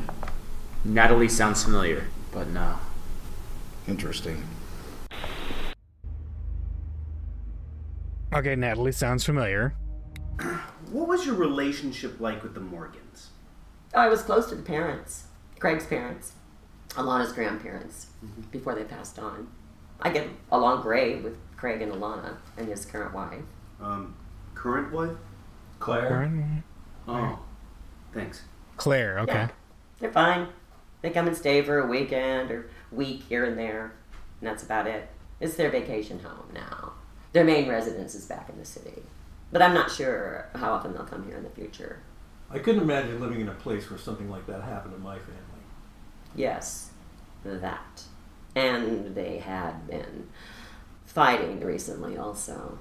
Things weren't going well with them. No, sadly not. Anything you can help us with? Well, I'm not one to gossip, but that hussy down the block seemed to spend an awful amount of time there when Mrs. Morgan was away. So you think they were commingling? Perhaps. And this is who? Natalie Bergstrom, your neighbor. Yes, we go way back. Bergstrom, So, she mentioned. You do know. Well, we hear things time to time. You know, our families were good friends in the past. First one's on the land, but only she survived, and everyone in the neighborhood knows what she gets up to. Her husband died and left her considerably more well off, so she thinks she He can died, loses. I tried to stay away from all the details, but I know how people like to gossip. Well, let's see if we can get someone to find Natalie Bergstrom. Might have some additional info. Oh. What? I thought that was gonna unlock it. Let's look up Bergstrom. Nothing new. So why hasn't she been unlocked yet? What's the deal? I mean, I'm assuming she's gonna be somebody we interview. Let's look up Morgan. Anything under Morgan that's new? We have one new. The victims in the living room, or at least from what was discernible, possibly indicated someone had mutilated the bodies while they were living, or as corpses. There were remains, blood, everything strewn about the whole room, aside from two of them. The photos show exactly what we came across. I just can't imagine why or how they could have ended up that way. Unclear if there was a struggle in the room at this point. It looks like the window glass was shattered or blown out too. The preliminary timeline is being formulated. Wait, do you think someone shattered the windows from the inside, or something blew up inside the room, killing them? Deliberate shattering seems unlikely, but we can't rule anything out. Maybe an explosion went off. Sure. I don't know. Maybe there was a gas leak in the house, but fire damage was minimal. Maybe from the candles. There were knife wounds and gashes too, so someone must have done that to them up close and personal. Yeah, I guess we just don't know yet. Okay, so somebody got knifed, and they didn't just explode.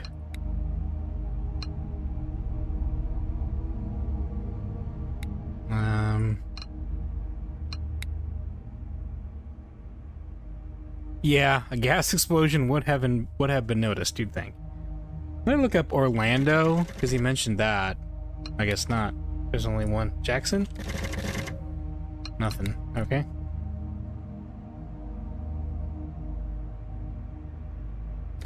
And then we already looked up Jerry Campbell, right? Yeah.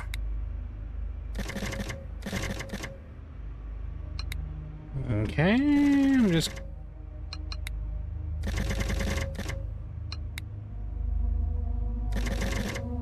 Is there anything new on Alana? No, because she apparently is the one. And then Heather, nothing shows up for Heather, which is just weird to me. Given that she was the survivor. Greg. Oh, there's something on Greg. Victim's name is Greg Sims, a junior at Western. Besides Heather, he was the only one intact. Honestly, when I turned him over, his face was horrific. I'll never forget it. It was his expression. He looked terrified, beyond recognition. Next to him, there were a couple gash marks going into the floor. We don't know from what. Like I said, we didn't see any visible markings on him. Definitely not like the rest of the victims. Actually, looking over the autopsy results, it says he died of massive pulmonary failure leading to heart failure. So he asphyxiated? Couldn't Really? breathe? Yeah, but no indication of strangling was found on him or anything restricting his He airflow. died of fright? So he choked to death on nothing. How's that possible? I don't know. You said he looked scared?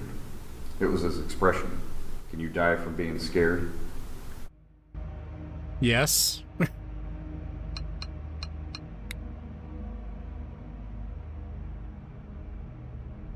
Brian?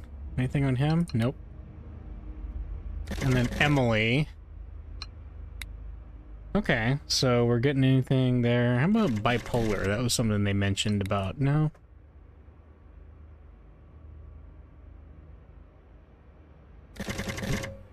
Motive. Nothing on that. How about ghost? I'm just gonna look up ghost. No. Word. Evidence. No. Kids. Teenagers. No. What about the college? We've mentioned the college a few times.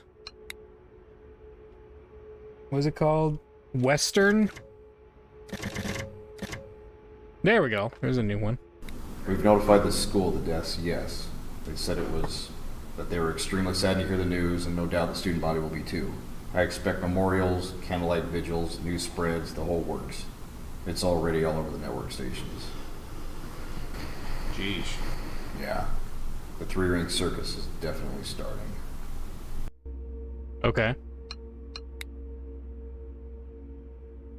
Oh, sheets. Because he mentioned there were sheets everywhere. I want to know more about that. Yeah, there were sheets spread out. White sheets everywhere. The kind you put on furniture to keep the dust off when you're gone for a while? Is that what it was? I only know of little old ladies that do that. Elena's parents, the homeowners, are in their 50s, though. They've been contacted, right? Yeah, we broke the news to them. They were pretty upset. They're coming in town now. Did you ask about the sheets? Not yet.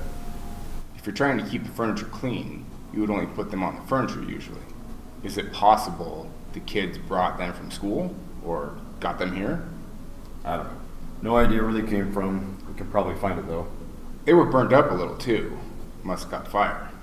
Maybe it was whatever exploded, the bomb, or the candles. I'm surprised the whole house didn't get fire. Must have been an eerie sight walking into that.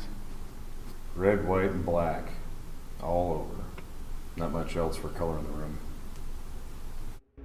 Red, white, and black. Candles. Aha, got one. Good suggestion.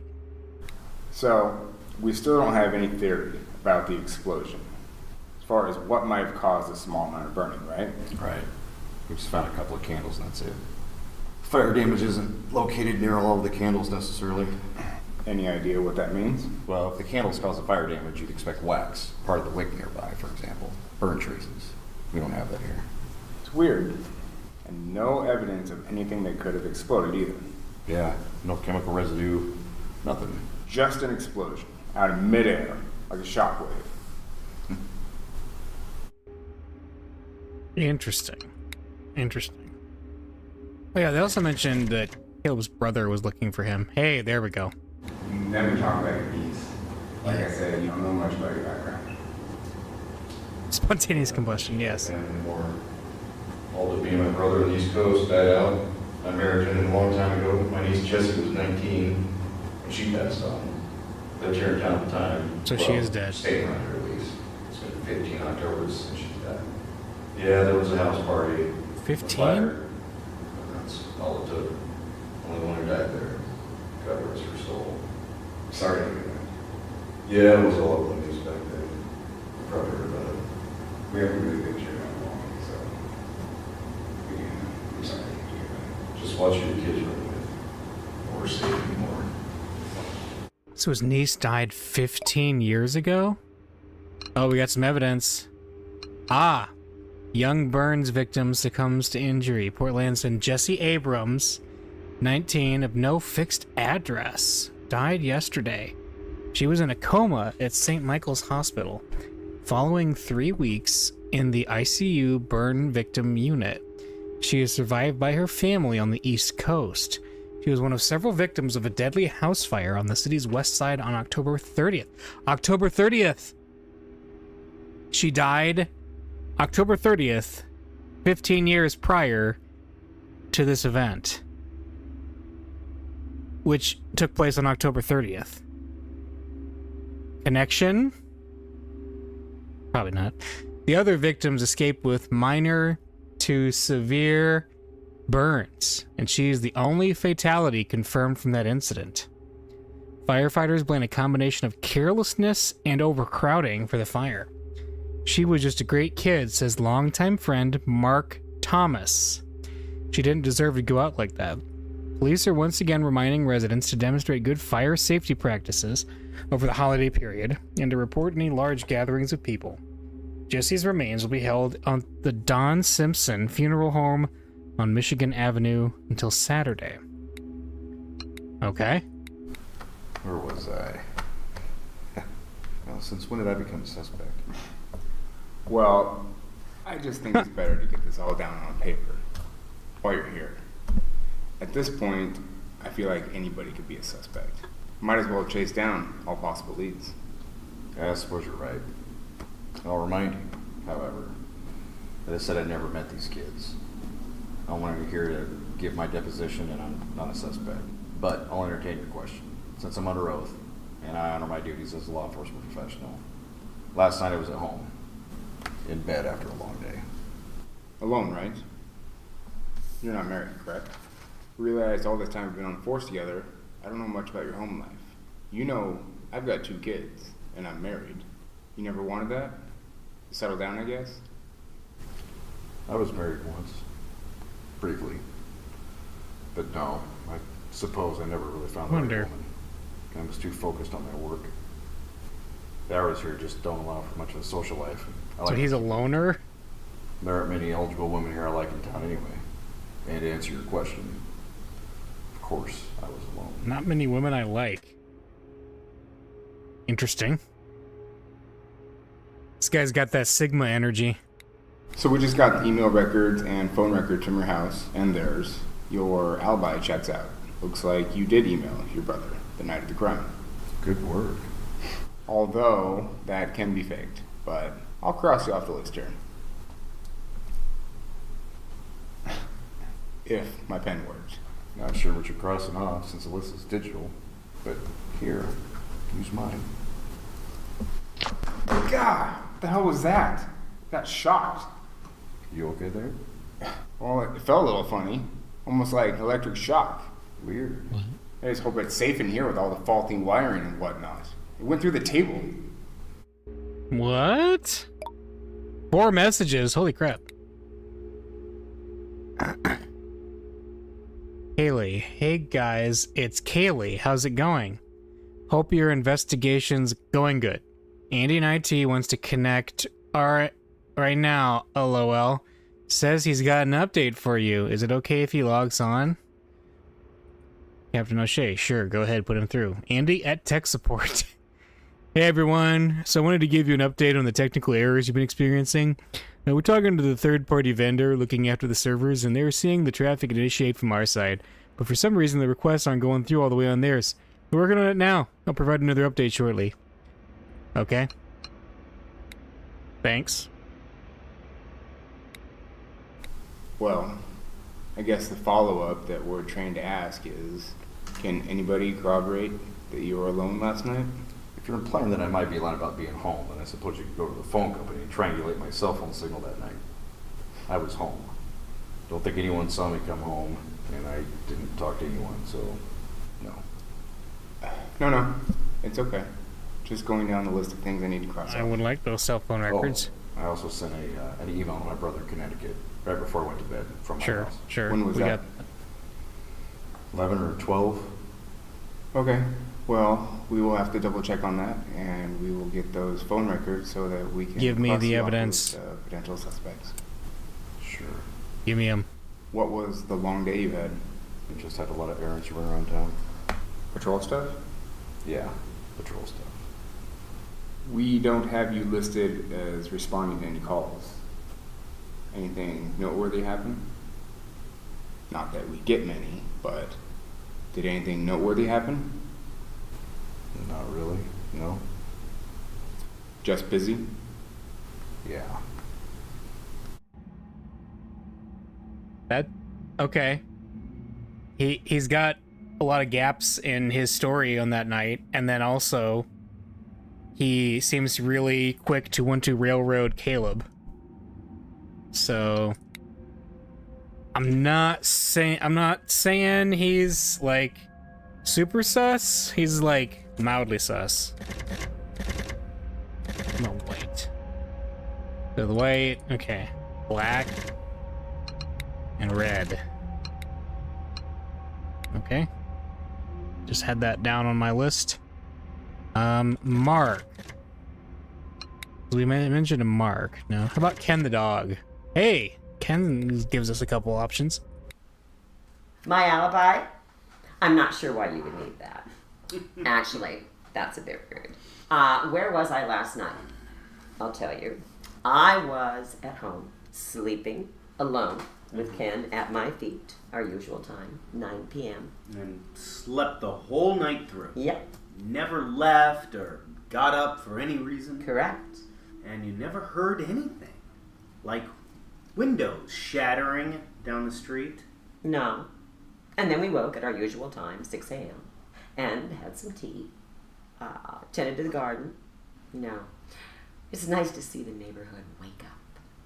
Then I had a little read, walked along with Ken, and went to my store. I'm reading that 50 Shades book. Oh, no.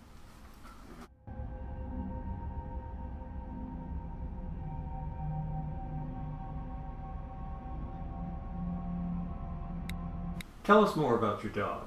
Oh, Ken's lovely. A basset hound, like I told you. We've been together forever. He's getting on in years, still has that effervescent youth about him.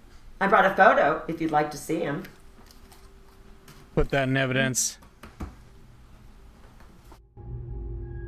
Did I get it? Yes! It's Ken. He did it.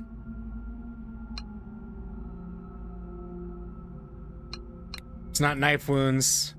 It's dog bite marks. The vicious basset hound. Vicious. What about niece? Anything more for niece? Aha, a couple things. You've got a tattoo. I never knew you had a tattoo. Yeah, I've got a couple. I've got I noticed that. An anchor tattoo from when I was in the Merchant Marines. It's a different time in my life. Merchant Marines. I'm thinking about getting it removed, but I don't know. I guess it's not hurting anything. What's yours of? I have a few reminders of my past, my values. Can you show me it? I don't really like to show them off. Oh, come on. Show me the one on your arm, at least. All right, sure, you can see it. It's a reminder of something special to me, my loss. My niece Jessie, I always called her my Raven because the day we saw them together at the park when she was younger, she thought they were so Raven. cool and wanted to be friends with it. It didn't even fly away, and it actually let her touch it. Now when I see one, they remind me of her. She I don't meant know a if it's lot like the reminders, to but him. It does keep me vigilant. You know, the youth. They don't know what life is really, well, where their fate's going to take them. They're easily led by different this and that. Yes. Whatever they see on TV or on their phones. False prophets. Whatever. She was partially into this stuff. And that's all it took. And she died. I can only respond with doing my duty every day to help others not fall down the same path. Not on the same path. It's nice, and everybody thanks you for your service. Interesting. Yeah. Oh no. Yeah. Let's hope not.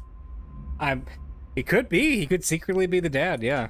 I would also prefer not to think about the latter. Someone's got to get rid of the undesirable aspects. We need standards in the world. There are right ways and wrong ways to go through it. Yeah, right. I agree. Interesting. What about the other one on your arm? You want to see that too? It's also a bird.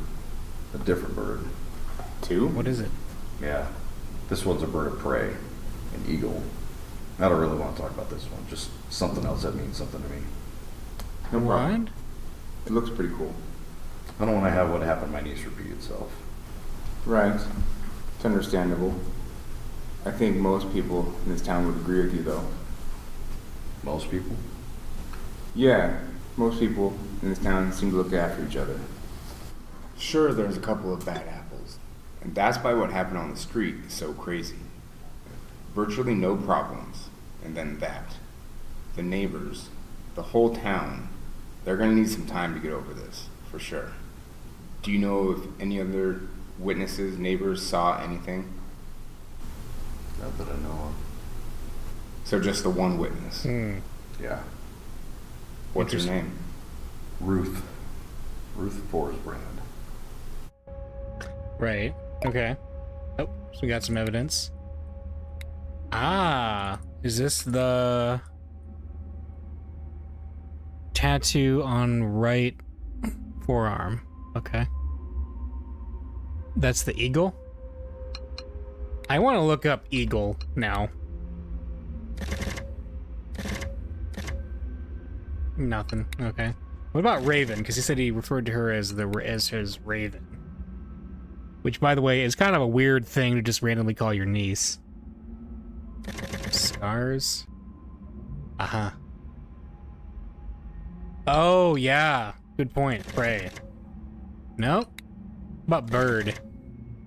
That's the... no. Rip.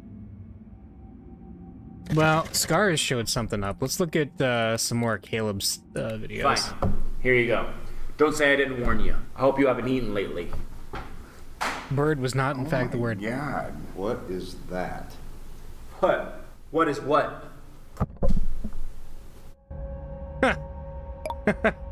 Evidence. Holy crap. What the...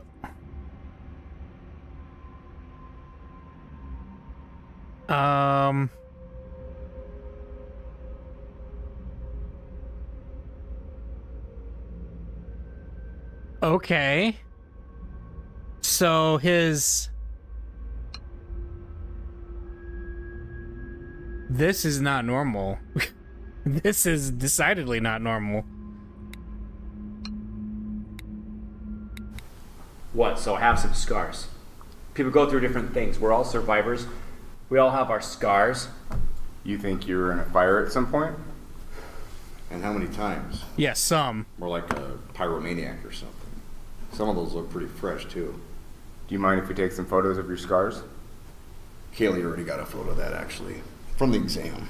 That's part of it. And by the way, guess where else there was a fire? The house. A small one, but still a fire nonetheless. You think it has something to do with the electrical storm we had last night? Yeah, that was weird. Cleared out the remnants of the festival in town pretty quick, though. Ah, interesting. Tell us some more. Those scars look intense. Remember Yeah, ever festival, being that's something we need to look before? up. You don't remember a single fire, right? I don't know. Does it hurt right now? I mean, not really. I don't feel anything too different. Still look fresh, too. Almost like you spent way too much time in the sun. Or were around something really hot. Our crime scene's got a little bit of evidence of a fire. It does make you think. Yeah, let's look up festival. Nothing. Huh. Odd. You would think so. We brought up fires a lot. Does fire bring up anything? Oh, it does. So you know, we did find some burnt material at the scenes that we're looking into right now. Couldn't tell what it was at first. You know anything about that? No. Right. Helpful, truthful as always.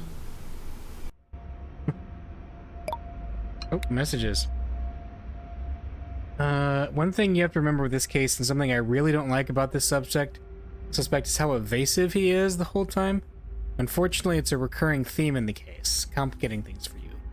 He did a short bid for perjury immediately after this case. After this, however, at the request of PLPD, I can see why. Oh, he did perjury, huh? So he's lying about some of these things. Or at least they said he was lying. Heather was in critical condition when she arrived. Honestly, didn't think she was going to survive when I found her. Her hair was singed slightly too. These damn power surges. Ever since lightning storms we've been having all this month. I'll talk to maintenance. The place is falling apart. Time to hit up city council for some cash. Because that will work, right?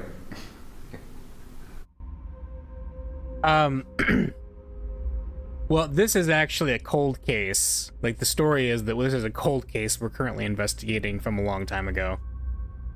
So that's the captain is talking about stuff that happened after this. Yeah.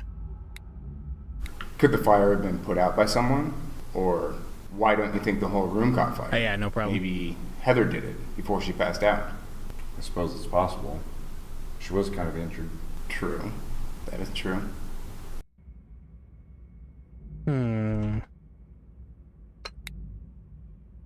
Interesting. Injured. Let's see. Knife. Ah, we got something for knife. We'll need a swab kit, please, for hands again. Well, what is it? Is it the smoking gun, detective? Actually, no. It's the blood test results of the knife. Inconclusive status. Not seen that before. Let me see that. What's that mean? No blood.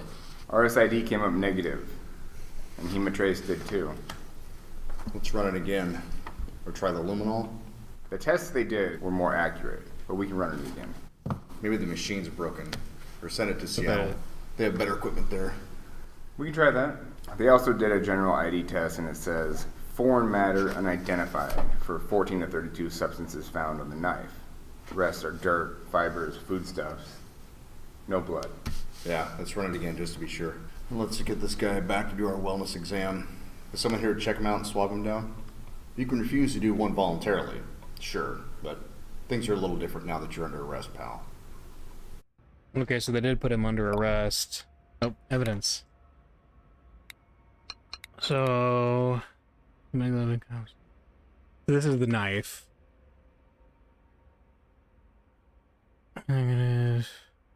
Okay.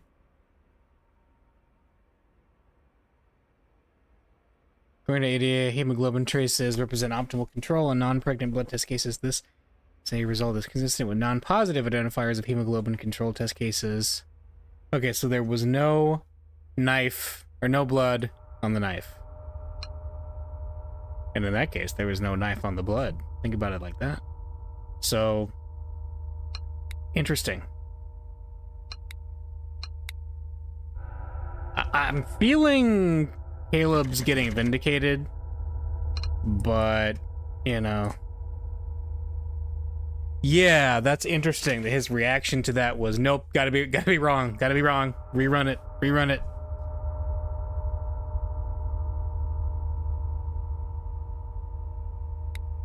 Alright, and then there's one more for Caleb under Ruth. Did you ever have a young guy named Caleb come to your store? Or know anyone in town with that name? No. Yeah, I don't think seriously. so. I get a lot of people in my shop that were very busy. He likely shares similar interests as yourself. But we don't all know each other. No? No. How about a guy named Colby? No, I don't think so. No. No. Should I? Is there anything more under blood that pops up? No, already seen that. Blisters, because they said he had that. No. Burns? Already seen that. What about felon? Because they said he had criminal. No. Family? Family doesn't come up with anything? Weird.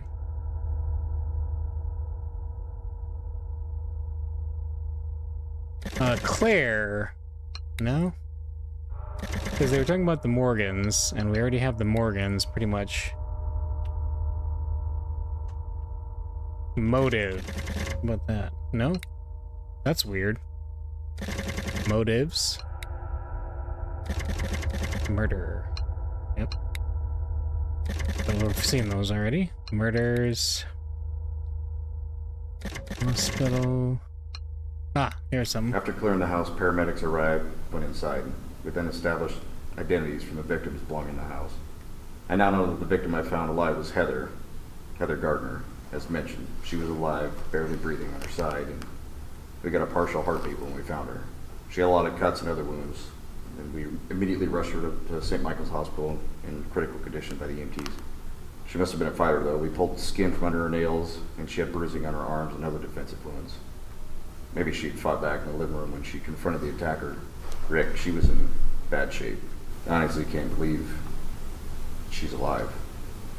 Must have been quite the attack. Unless she was the one who did all the attacking.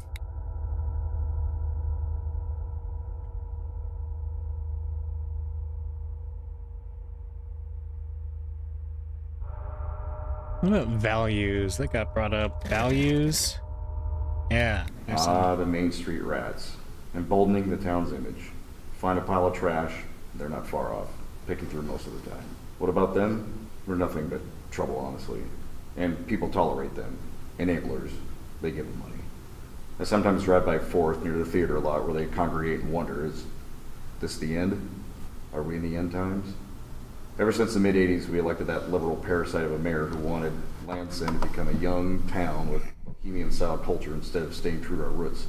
You know, good people with good values who live here. They're the ones that deserve better. Instead, we have this half-college culture, half-homeless culture, and more like it. It's always been a powder keg, though. There's a culture war going on. Sorry, I'm ranting. No, continue. Okay. Ooh, evidence. Ah, here's the main street. Okay.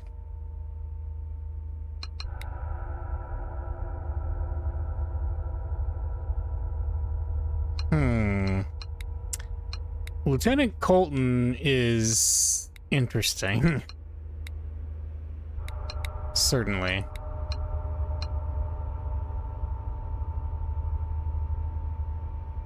Oh, nice. These are ordered. That's nice. So we have, what, 1, 2, 3, 4, 5, 6, 7, 8, 10, 11. We're missing 12. 13,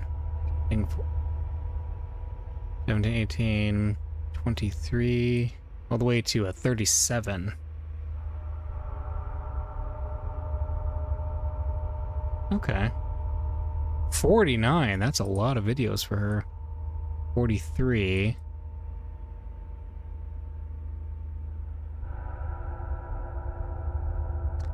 What's up with his gloves? I want to look up gloves. Why does he wear gloves? My gloves? Yeah, they're my gloves. I guess I like wearing them in the winter. And they're handy to have around. Planning on wearing them a lot more in the future, so get used to them. Not much else to tell, really.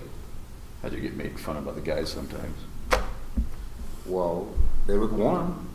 Yeah, really warm. They get the job done.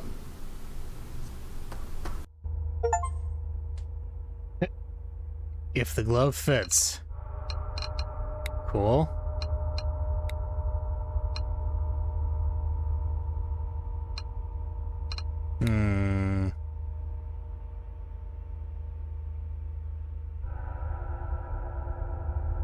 Oh, interesting. Sorting by date and time. So some of his stuff was done before. It's interesting. Some of the times are kind of all over. 8 p.m. Oh, no, wait. Sorry, I'm doing this wrong. It was after. So he did his 10:38. Yeah, seriously, if the glove fits. Gun. Anything about a gun? No? Police? What about Colton? There we go. Yes, I've known him a long time. Not personally, per se. But he's known here around town. People are wary of him, but that's I'll look at that in a minute. It's needed. Yeah, definitely. He's a good man. I was a cadet with him when I started. Ah, yes, nearby. Funny how lifelong connections are formed at that stage. And how do you know that? I'm not sure where I gained that knowledge. From my past in town or somewhere else. You know you're under oath. And I'm telling the truth. But yes, he has a purpose. Dissuasion and such. I support his efforts, no doubt. There are a lot of ways to get people to task, however. What? Who is she talking about? Under history, we can look at the dates. So, interesting. So you can sort by the date or by the particular person. But we're sorting by September 6th. Oh, because that's today, I guess. That's weird. The date, is it based off of the date I got them on? I guess. Oh, never mind. That's the date I unlocked them. Got it. I thought it was like time-based too. I wasn't looking at it right. That'd be funny if somebody was playing this on October 31st. Then they'd really be lost. Okay, they don't seem to want to really tell us the timing on these. Yeah, we're missing 2 people.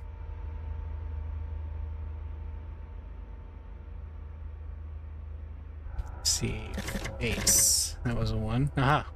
I think we'll have to ask you to work with our team and try to come up with a sketch of the face you saw in the window, if you don't mind. Do you think you can do that? Yes, of course. I don't mind. I'm happy to assist. I'm not sure I'll be able to remember all of the details, but I'll do my best. They seemed familiar. Great. Thanks. We'll do that after our session here. Thank you.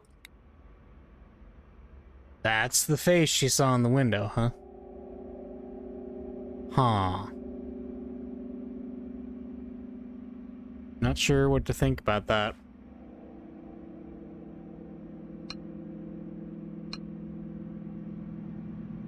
That doesn't really look like anybody here.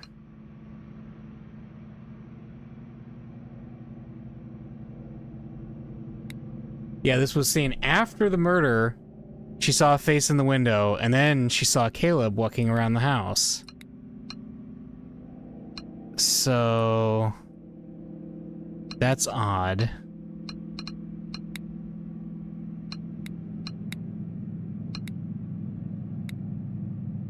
Very odd.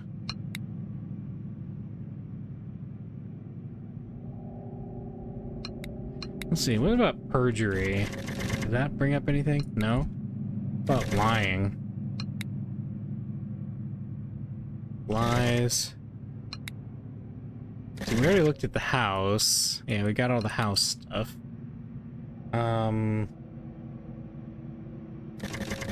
Jeff. Does that bring up anything? No? I really wish we could get more on Natalie. Because it sounds like she might be a suspect. But affair. Is that no? Marriage. Wife. No?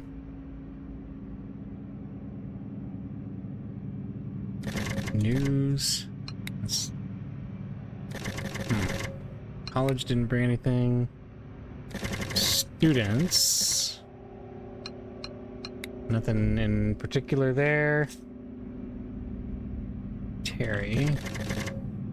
Aha. Terry's deposition has been filed. If you'd like to look it over, you can. Pretty much is exactly what I've been saying. Oh, culture is a good one. Yeah. Culture. Or I can just spell it totally wrong. Culture. Quiet. Culture we've already seen. What about town? Aha. I was born and raised here. I love my town. We've got a lot of hard-working people out here. We got the retirement population and the vacationers, mostly. I became a cadet nearby while in college. Met some fine folks there, and now I'm pushing retirement. Honestly, I don't know when I'll pull the trigger on actually retiring, though. I stay active, and I'm proud of the work I've done here. Shame about some of the decisions the city has implemented, of course. They kind of let anything fly. Hell, we have a witchcraft store on Main. Excuse me, spiritual shop. No idea how a store like that stays in business. Attracts all sorts. Anyway, I like to think the Force keeps a good watch over everything and keeps things in check, you know. Yeah. I remember what it was like growing up here. Sure. Imagine tree-lined streets, neighbors helping one another, town get-togethers, all of the time downtown. Trips to the waterfront with the family, just a really special place to grow up, actually. Really happy people, and some of my fondest memories are from that time. We still have that to some degree, but it's different now. The internet, insularity, the world's become a bit more of a colder place. You can find the warmer pockets, though. Mm-hmm. We have to stay vigilant. Watch out for unwanted elements. Keep things nice. There's evil here. It's just hidden. But it's obvious. Evil's been mentioned a couple Look at times. this last night. Evil. Aha, we got a couple hits for evil. But what's this? A postcard. From Port Landsend. Okay. Yeah, let's see. Evil. We have something we need to call on your expertise for. It's this. I'm no mind reader. Oh. Help me out. You're not? Well, I figured with your background. Perhaps I used the wrong choice of words. I've not developed the ability to see through physical objects in layers. Would you mind telling me what it is I meant to be sharing my expertise on?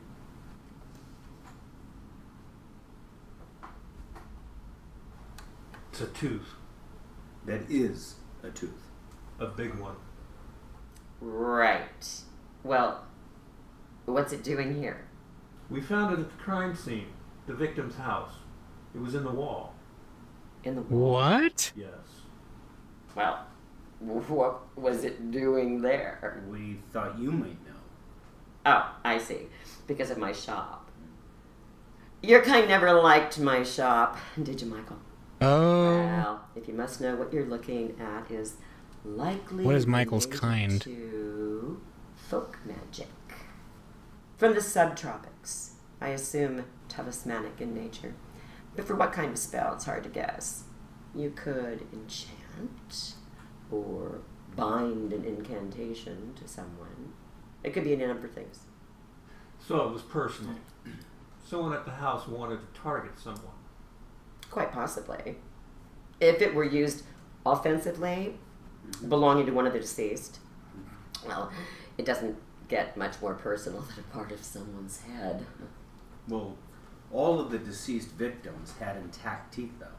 Or enough of them that we found, I think. It's a big tooth. Could it be offensive if it wasn't from a victim? Sure. Like an attraction spell. A love charm. A tooth combined with an object of the person. Okay. I was kind of hoping to get the tooth in evidence, but okay. Are you able to somehow tell who the tooth belongs to? Oh, you mean you believe in my abilities? Nice, thank you, Michael. But you shouldn't have. I'm not able to track down a missing tooth in the spirit world like some ghostly private eye DDS. No. Unless you know of someone missing a molar, I'd say we won't know whose it is. What I would assume, given the circumstances, it's that it's not important whose tooth it is, but more what they wanted to do with it. A hair is much more easy to use for those types of spells needing a piece of someone. Give us some examples. What do people you know get up to with human teeth in combination with something like hair? Well, like I said, it could be used for a variety of things. The wall was under the room. Yes. Is that important? It helps. Are these good or evil spells? Can be both. For example, you could use it to attract someone, or on the other hand, to push them away.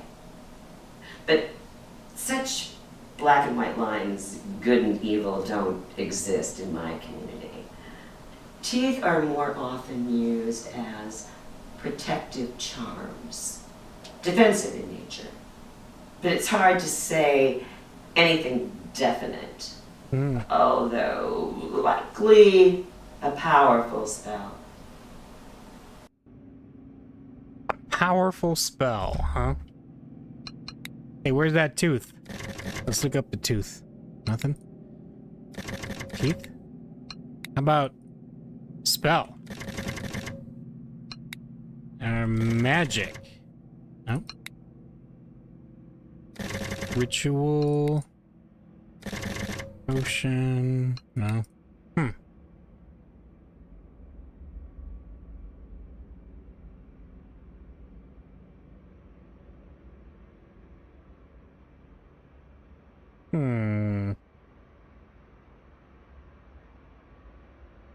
Love. Yeah, let's look that up. No? Love? No?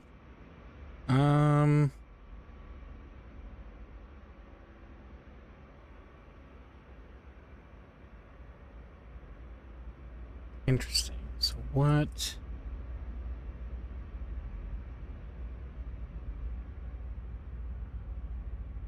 It's still so weird. Heather is not a thing that...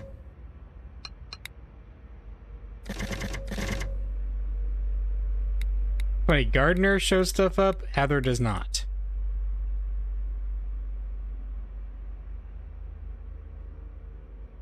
Let's see. Uncle. That's an interesting one. No, because that would be... Niece, we've already seen those. Death. Nope. Died.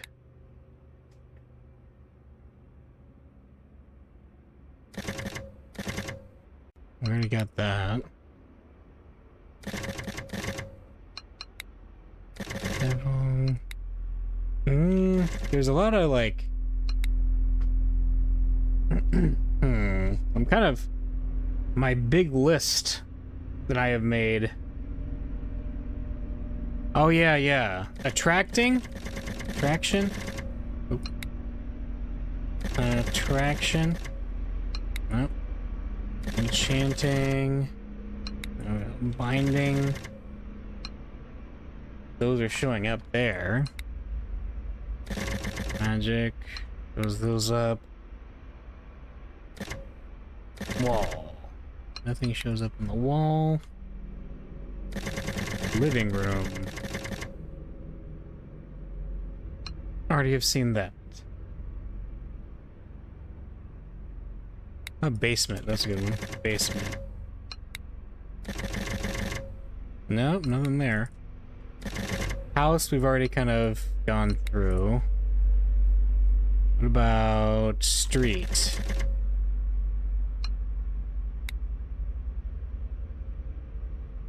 Yeah.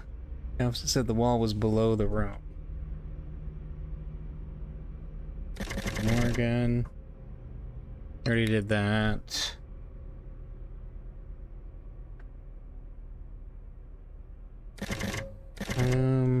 Port.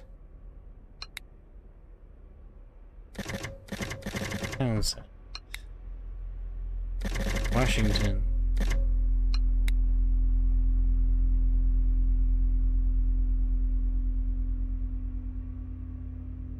Home. Natives. Yeah, let's see. Natives. Nope. I think did we already do family? I think we did. I guess that doesn't matter. Land. Yeah. Nope. Farm. Yeah, because she said there was like farmland, maybe? No. We are coming up on a... They did say, I think if I click on this, I get a hint. Let me try it. Need some idea what to check next? No problem. Here, take a look at this. I unlocked a video that might help back on the database screen. I just meant people who aren't genuinely spiritual or confused. I typed in shame when a monotheist chooses the wrong god. Monotheist. God has been mentioned quite a bit. No? Monotheist. Parrot.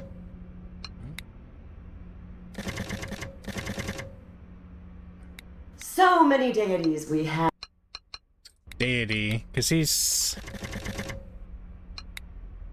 That's been mentioned before, too. Deities and stuff. Cult? No?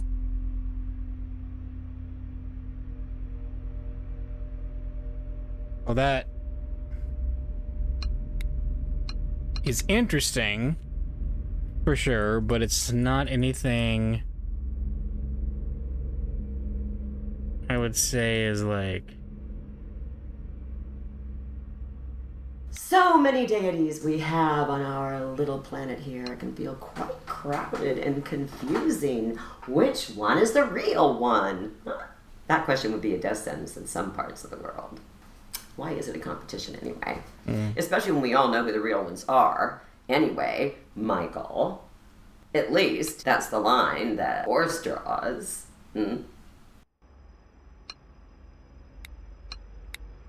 So weird. Because, like, Force doesn't bring up anything. Draw. But suspect. Suspect doesn't bring anything?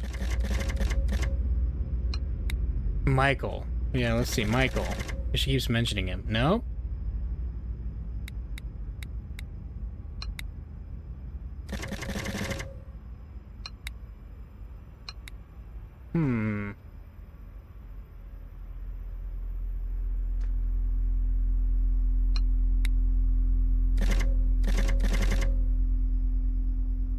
Aardvark. Yeah, that's right. We're gonna go through the... Nope. Here, I'm gonna phone a friend again. You're doing pretty good. Another video is ready for you on the database screen. Okay? Something about Kate that's like me. I think I remember now. Who was with my niece when she died? What? The more I talk to him, the surer I am. What? Yeah, when Jesse died, he was there. At the house. He was one of them. There were about 30 people in there. Everybody was on something. A weekend of long parties. Most of the survivors of the fire had the same story. Wait, what? Waking up and then burning flames. Getting out as fast as they could. Now we're explaining burns. Yeah, probably. Wait a minute. Jesse. Yeah. Nothing new there. But, that's kind of huge.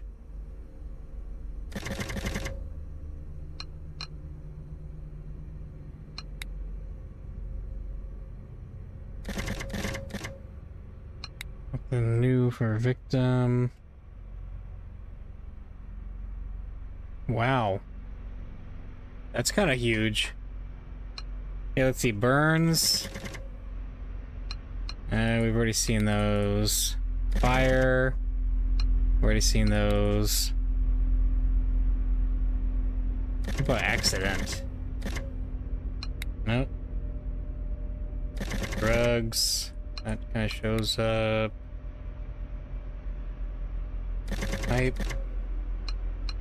Yeah, arson. Nope. Arson doesn't bring up anything. Running up against a, let's see, I'm gonna do one more of these.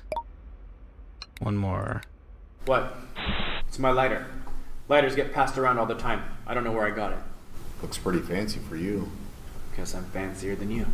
Guys, look. We'll figure out if any of the victims of the house are missing a lighter. Okay, so the lighter is one.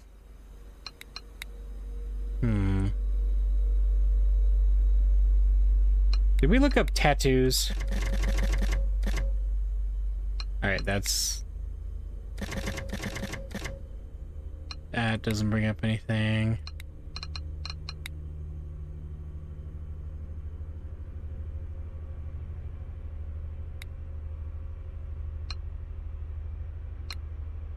Yeah, let's see.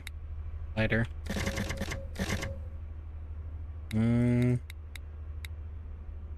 That's the one we just saw. Let's look at the other evidence that he had on him. So let's see, we have the victim identities, his blood test, lighter, knife,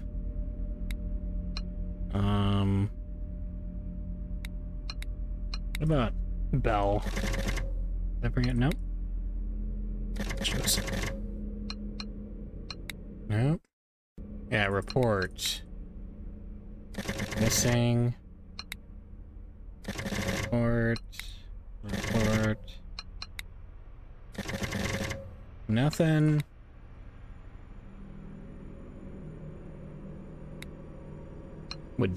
Would dog show anything up? Yeah, but we already saw those. And God doesn't. Except for that one. How about 50 Shades? Doesn't show anything up. Good.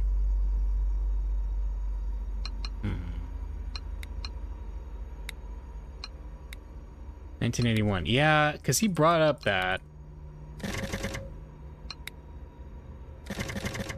Oh. History. The murders. Past.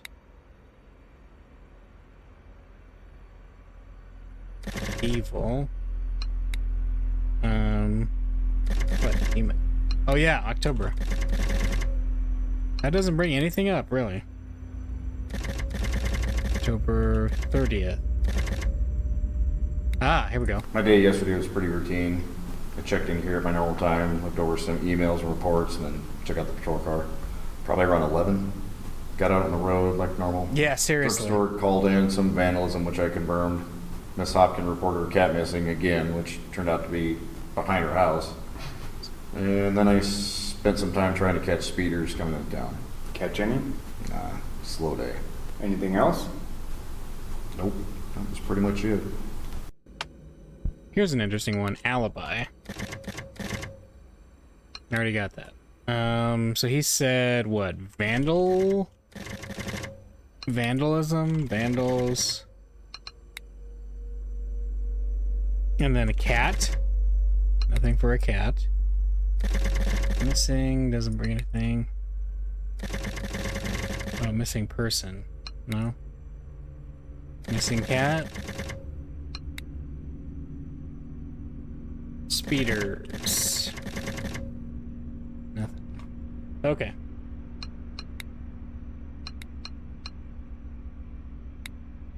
Okay, I'm gonna grab one more from the captain. Least you can do, Captain. Fort Cordon, such a big fort. One of the biggest of its kind. It was only built relatively recently. As well, at the turn.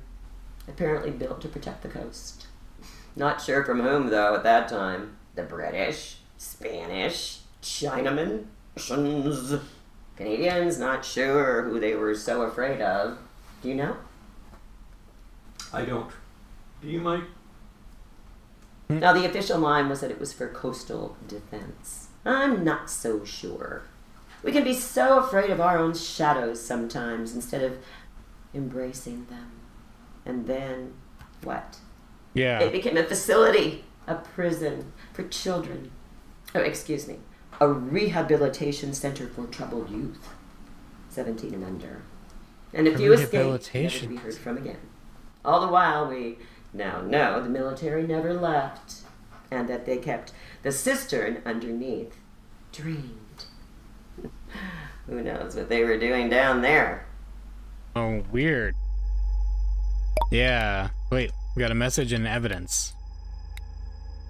So that's the fort? We got a message. Unknown. 89BV3489N2CV3N892. Okay, it's okay. Weird stuff's happening. Yeah, let's go through this list. Shadow.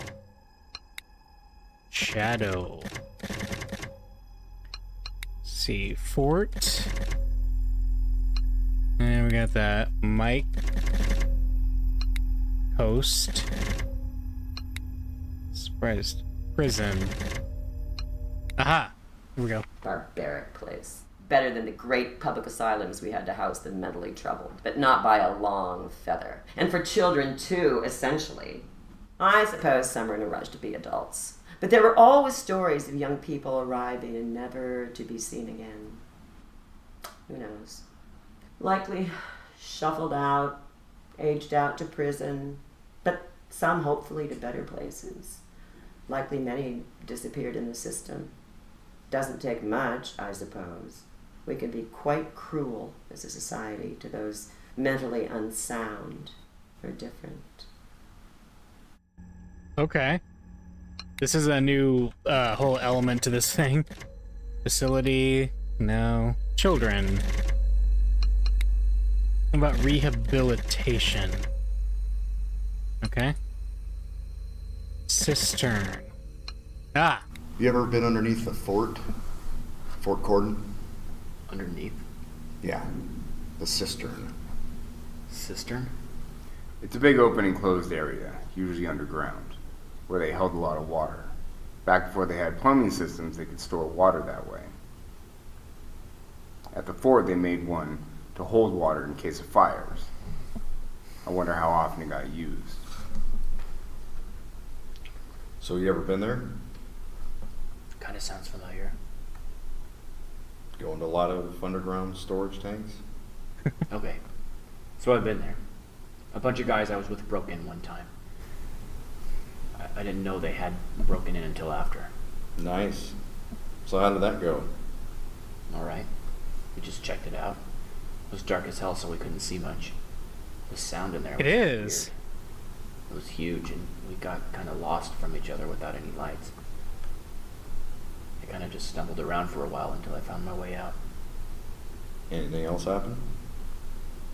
No. I mean, not really. Not really? Not really. No. Come on, Caleb, you're being cryptic again. Your amnesia's returning. No, it's hard to explain. When you're in a big empty space like that, that's pitch black, your mind starts playing tricks on you. You start hearing things, seeing things. Maybe it was just the people I was with. What did you see? Nothing. Just heard strange sounds. And maybe some lights. But it could have been the space. It's got a ton of echo, and maybe the light deflects weird somehow. Part of the fun of going in, I guess. How long were you separated from the others? I found the door again in like 30 minutes. Everyone was waiting for me. You were stumbling around lost for 30 minutes down there? Yeah. I guess it was longer than I thought. Interesting. What did they say when you got out? They hardly noticed. Some people laughed, I think. Then we all left. Okay. And then we have... The cistern underground seemed to be an obvious facade when it was built. I mean, come on. It was meant to be filled with water in the case of a fire at the fort, to then put out the fire. But it's far too large a space for that. There are tunnels people have found and gone down in all directions, which they claim don't exist. There's a lot of unexplored areas as well. They've carved up the entire point, and I doubt they've actually found anything. At least, the rock next door is still in place. Can't imagine what would happen if it fell over. They dug all those tunnels and built that strange bunker on top. They cut their nose off to spite their face, always going against the grain. The area is really a spiritual and positive place. And they've gone and done that. I don't understand it.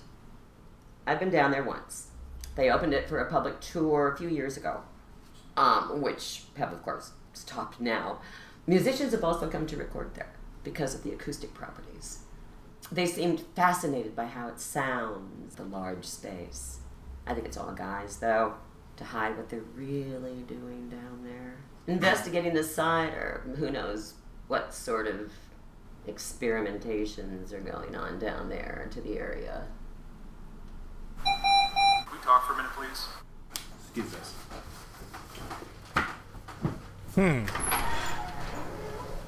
Why'd they get called away?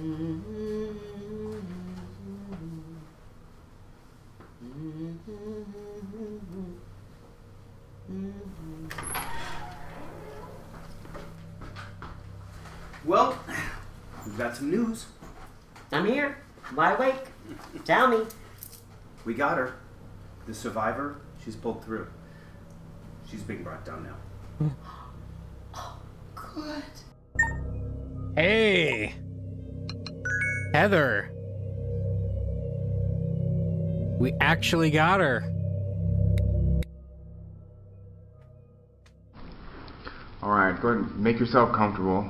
Let us know if we can get you anything. There's coffee, water, something here on the table for you already. We really appreciate you coming down here before you leave town with your parents. We understand you want to go back home and receive care there. Sounds like this is your last stop before leaving. I just want you to find out who did this and to feel safe again. Well, you're safe in here now. Again, we really appreciate you coming right from the hospital and that you feel strong enough to do this so soon. We have all the equipment set up for you to tell us what happened, so we'll ask a couple questions and then we'll get you on your way. So please, you're comfortable as much as possible? Okay. Let us know if you need to take any breaks or in pain at any time. So tell us, what happened 2 nights ago? You mentioned wanting to find out what happened to your friends. You don't know? Take us back first. What happened all of last week? You arrived in town then, right? Oh wait, evidence. What's this? Oh, that's creepy. Is that the cistern? Very creepy. Yeah, cistern. Okay. A week ago, we were finishing up finals. Brian and Alana have been talking about wanting to get a place for the summer and asked if I wanted to come along. It sounded better than being bored all summer down south again, and they said Emily and Greg were in already too. This is before we even knew about staying at Alana's. Emily and Greg were just up for doing it. That's what I loved about them. We finished up our finals, packed up some stuff, and then came out here. Alana said her parents usually left the keys in the mailbox. It was her family's summer cottage they owned. She had been coming up here ever since she was young. We were just looking for a place to stay for the summer. Away from school, home, people we knew, where we could just let loose and have fun. We heard the town had a couple of bars and miles of beaches along the water. That's all we wanted. It was going to be really fun. Okay. So we got here. The keys were right where Alana said they would be, and we moved in. We didn't have a lot of stuff. Figured we could get most of it out here. The house itself seemed really old. Kind of sad in a way, or creepy. Overgrown and dead plants. Peeling paint. I guess they didn't take care of it too much. There were no modern plugs in the place, just the 2-pieces kind. And all the light switches were the old push-button style too. You know, no Wi-Fi or any other modern conveniences. We were going to have to use data for our phones all summer, or go to a coffee shop, which was going to be fine. It wasn't costing us much after all.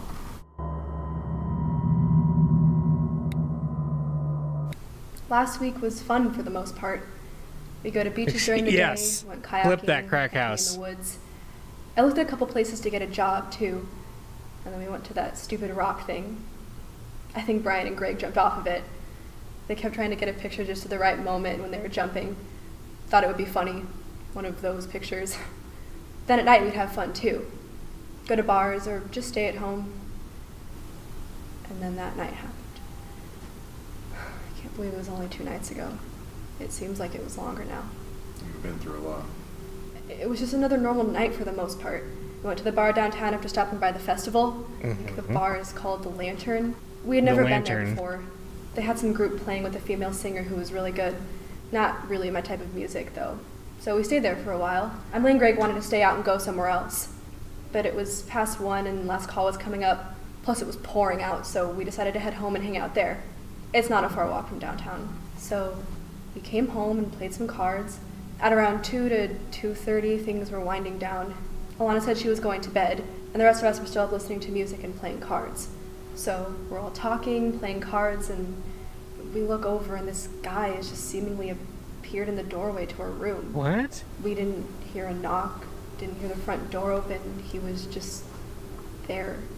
He didn't say anything. He just stood there. We were all kind of quiet when we saw him, just totally unexpected. Immediately, the guys got up and asked if he was lost, and Brian said that he had to leave. Greg was kind of drunk and rude to him, threatening him a little. We shooed him away out the front door, and he walked down the sidewalk and out into the rain. We were all kind of shaken up somehow. I guess it just surprised us. We thought we must have left the door open or unlocked and he wanted a place to stay.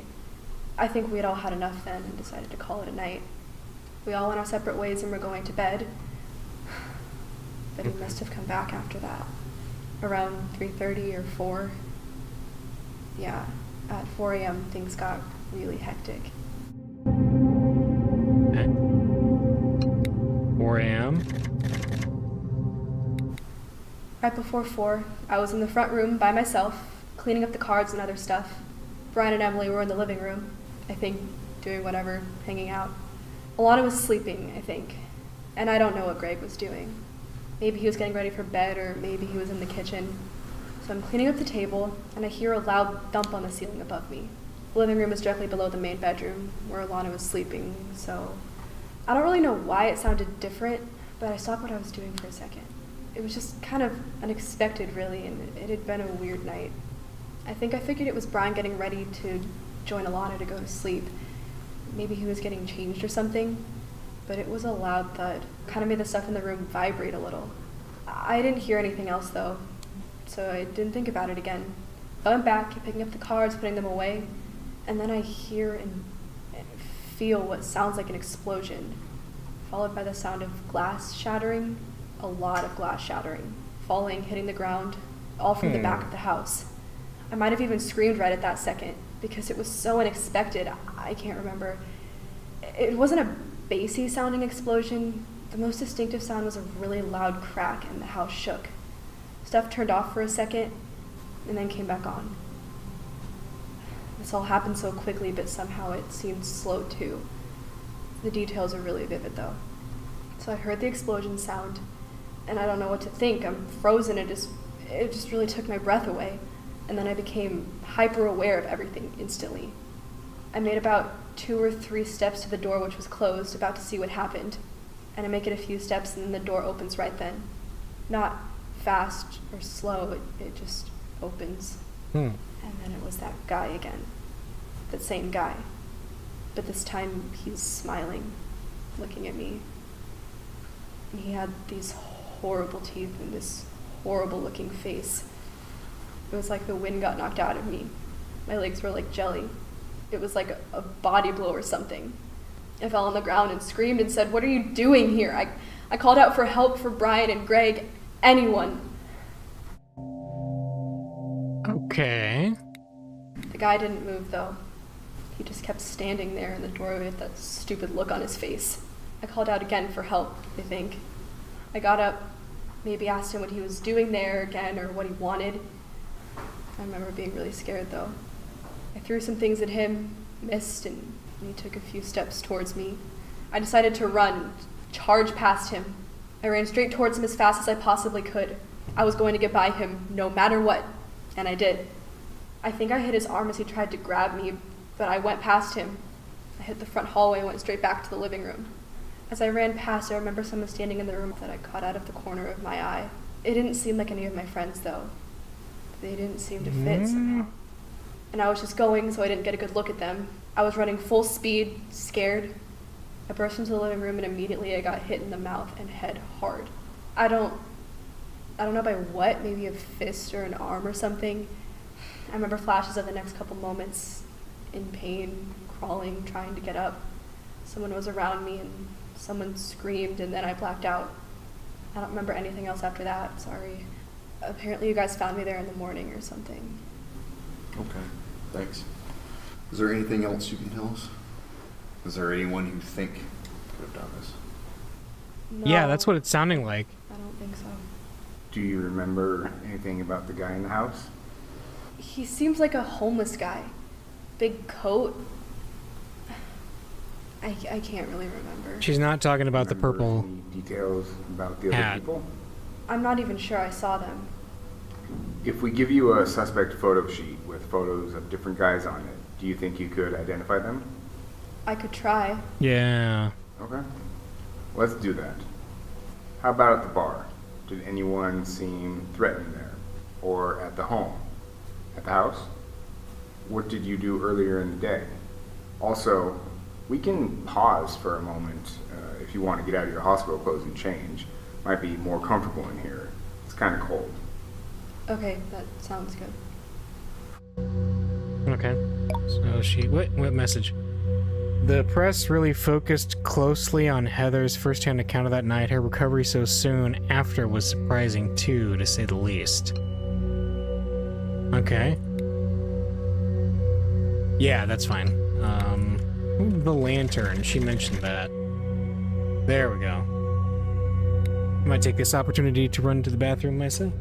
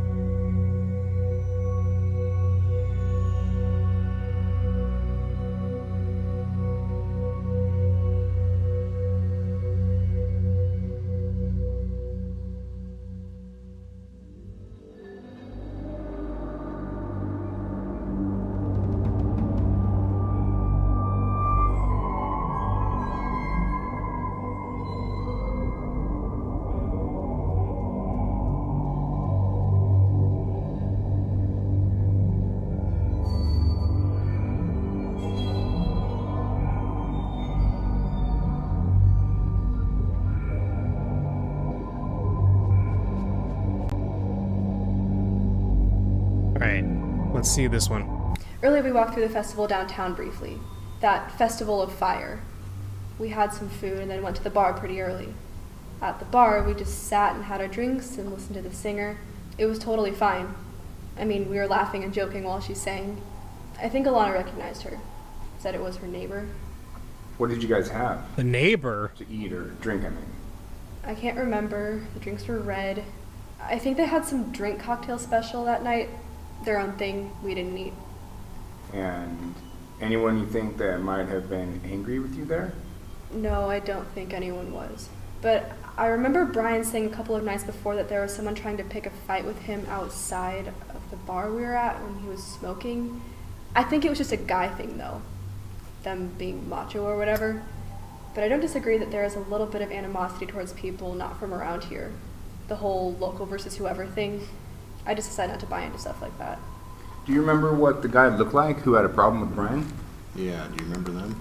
You're talking to the final boss of that mindset. Really. It was just some kind of drunk guy who lived here. Youngish. Wearing a hat. What? A baseball hat. Oh, a baseball We're hat. at the bar on the corner of 3rd and Main. The guy's friends were pretty apologetic and were trying to calm him down. He didn't seem dangerous, really. Just drunk. Okay. How about anyone else? Did anyone else threaten you since you've been here? Or anyone else in your past? How about friends? Did they have any enemies? Enemies. Let's look that up. Yeah. I don't think I have any enemies. And the others? I'm not sure. They were all really good people. We had the best year of our lives this year. We were going to graduate next year, and we were so excited. You sure? About the enemies? No one mentioned any problems recently?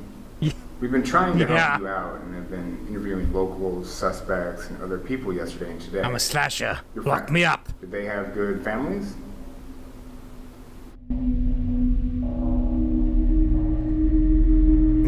Hang on.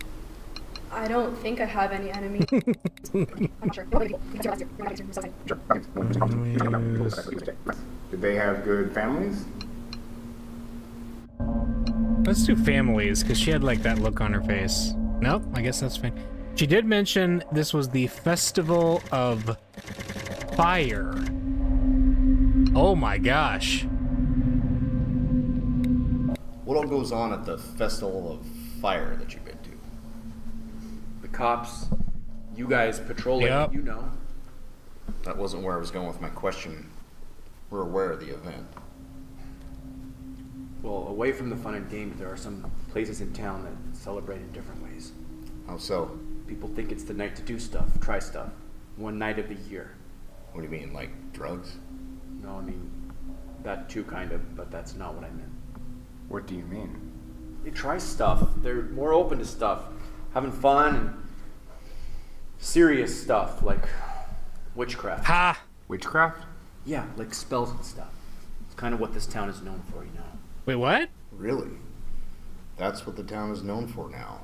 What? Actually, yeah. This is new. The Festival of Fire, my favorite. The West Coast's finest come from miles around and descend on the town like locusts. Look, I get it. People like to dress up and play make-believe. But there's a time and a place. It's called childhood. My big problem with it is all of my neighbors who act normal 364 days of the year, but then come out and act like some big blessing on the town that must be revered.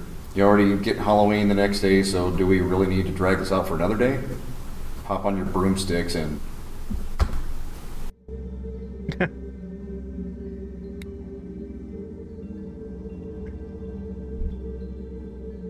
Locusts? Yeah, that's true. I'm gonna write that down and look up. Yes. The Festival of Fire. Used to just be called the Fire on the Hill. Not such a big production. For most people now, it's bobbing for apples, dressing up in tacky Halloween costumes, all capped off with a big phony baloney festival on top of the Witch's Hill at Dangling Rock, where they light some fake effigy to whatever on fire that the town put together over a few weeks. A real family affair. The town council even helps put it together now, I think. And some big companies even sponsor part of it. It brings in a lot of money. Yes. What with the families having a fun night out, the drunken revelers, and even the kids with their internet spells. It's an eventful night. What's different now is that the festival takes place on the same date every year now. October 30th, Devil's Night, or Mischief Night in some places. But originally it was only supposed to take place only on the date in October when the moon was right. Well, what do you mean by that? Why is that important? The festival right now is always on the 30th, the day before Halloween, for convenience. But before, the moon was always supposed to be in shadow for this event. Well, with the significance being... It helps to perform an incantation or a spell when the moon is at its extremes or strongest. This goes back way before my time, so I'm not sure on the exact history, but I know the moon doesn't show up because it's in shadow and looks black. So we can't see it? No, you can't, no. But it's still there, obviously.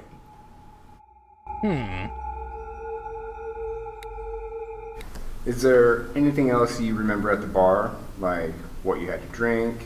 Did anybody get food? No, just that the drinks were red. I do remember that for the fire festival thingy. Good? Not especially. Kind of weird.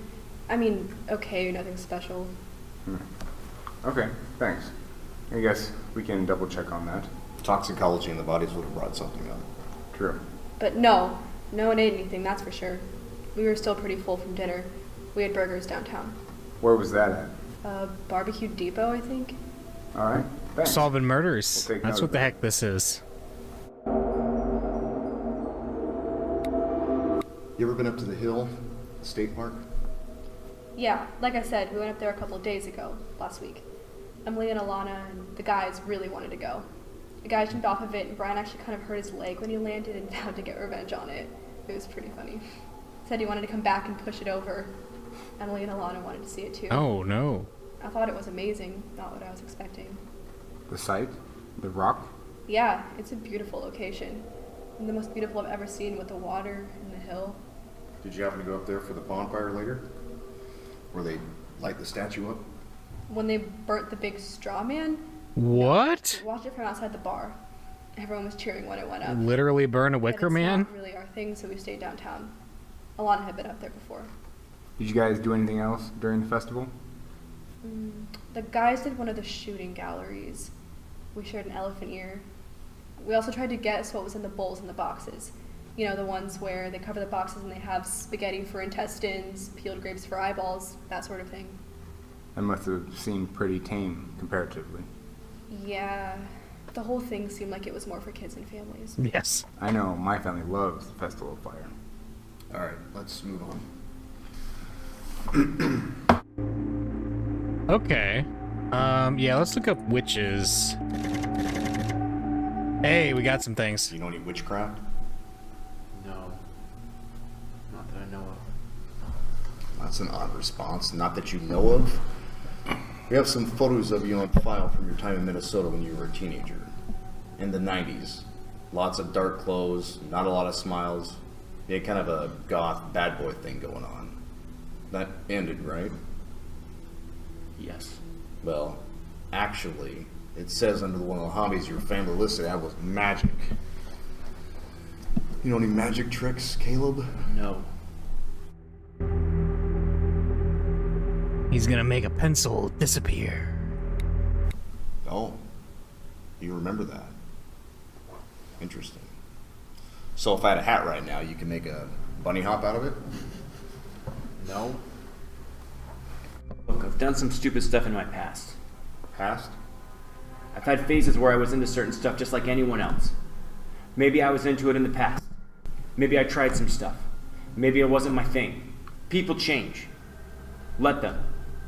Show me a person who's exactly the same as they were 5 years ago.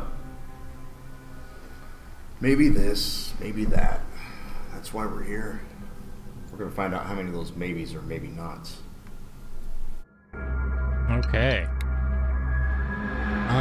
They also mentioned Witches Hill. No? Or is it Witches Hill? Okay, that's what she mentioned. And then it was also fire on the hill. So angry, yeah, he is. Okay. Now that we have Heather, do we get anything from her I friends? only met Alana last year when she started dating Brian. We weren't really close friends, but we had been getting closer. We actually had a class together and shared notes. She seemed like she really liked Brian, and I think he liked her. They seemed to get along really well. In terms of our friendship, we liked different things, but still got along. And I think it helped the friendship. So I'm going to miss her. Okay. Can I ask her about all of the victims? Like Greg? Cool. Yeah, the house wasn't ideal, but it was a good location, close to downtown, and we honestly didn't care that it wasn't that nice. We did find a dead animal in the basement. Dead animal? Yeah, the guys took care of it. It was right after we moved in. We were looking around when we opened the door to the basement and it stunk. Craig pushed me in, closed the door, and held it shut and locked. He thought it was funny. I thought I was going to faint from the smell. I was banging on the door, but they didn't open it. There was definitely something dead down there. The whole basement was creepy. Do you remember what it was? The animal? No. I think Brian said it was a small thing, like a possum or a squirrel. I think he said he couldn't tell. Obviously, it had died a little while ago. Oh yeah, good point. Let me check that out. I mean, its body. No, I think Brian threw it away. Could it have been a dog? Dog? I don't know. Maybe. I don't want to think about it. I blocked out most of my memory about it. The basement was just so creepy. Creepy basement, huh? Aha! There we go. Basement does bring some stuff up now. Do you have any idea where this came from? Ew, is that tooth? Yeah, appears so. It was wrapped in a cloth and tied with a string. We found it in a divot in the wall in the basement. Well, no. It's human. Oh, so it is a human tooth. Oh, did we get the tooth finally? Oh, heck yeah. Been waiting for that tooth.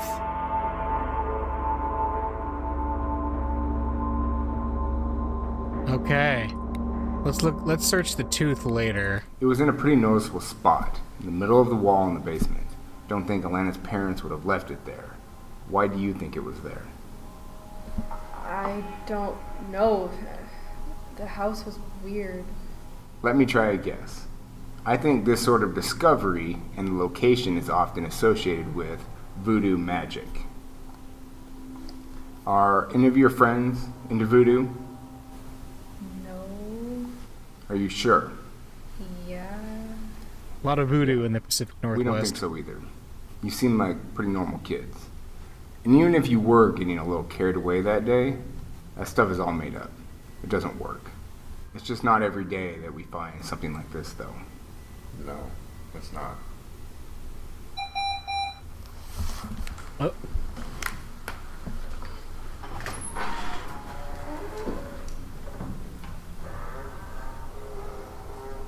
Okay. Oh.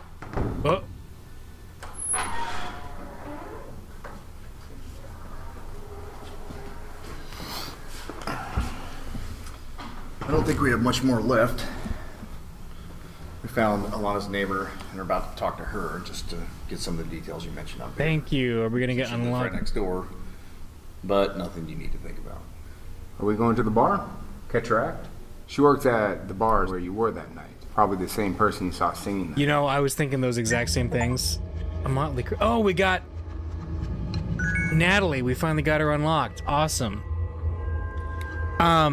I was thinking the same thing. It's like either she's not a very good, she's like somebody who's like a local that they hired for this, or the fact that she's just kind of so deadpan and neutral about her friends presumably being horribly murdered is relevant. I'm gonna look up the tooth too.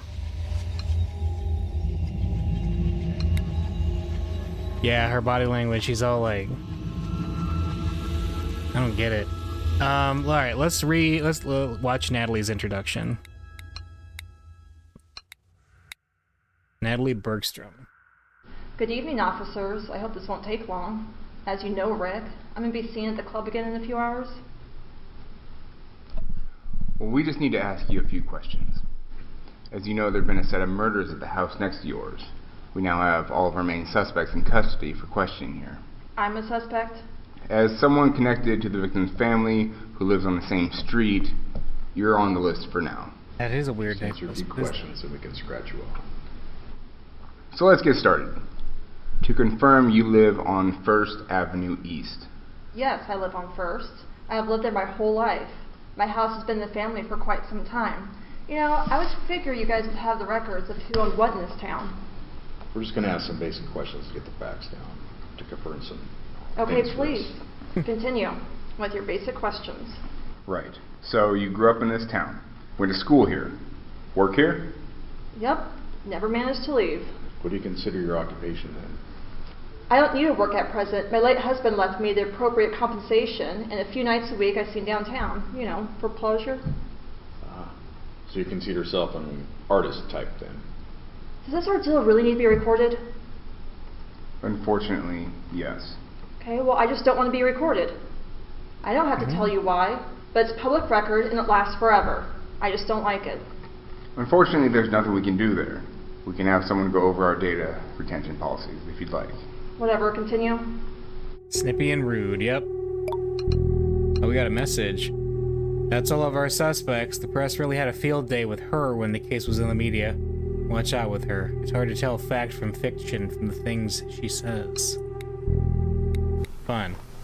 And you were contacted about the incident the other night on October 30th. The students by our department, right? Well, I understand there were some deaths at the house nearby, yes, but I haven't heard much of anything else besides that. I only know that they were inflicted by someone else. Killed most likely, probably someone trying to rob them. Isn't that the sense of the crime here? and drunk hillbillies. I deal with them all the time at the club. Honestly, I never met any of these kids before besides the girl Alana. Her parents have owned that house for several years at their vacation property. Isn't it a shame about what happened to them? Always terrible when young people lose their lives. Don't get me wrong, right?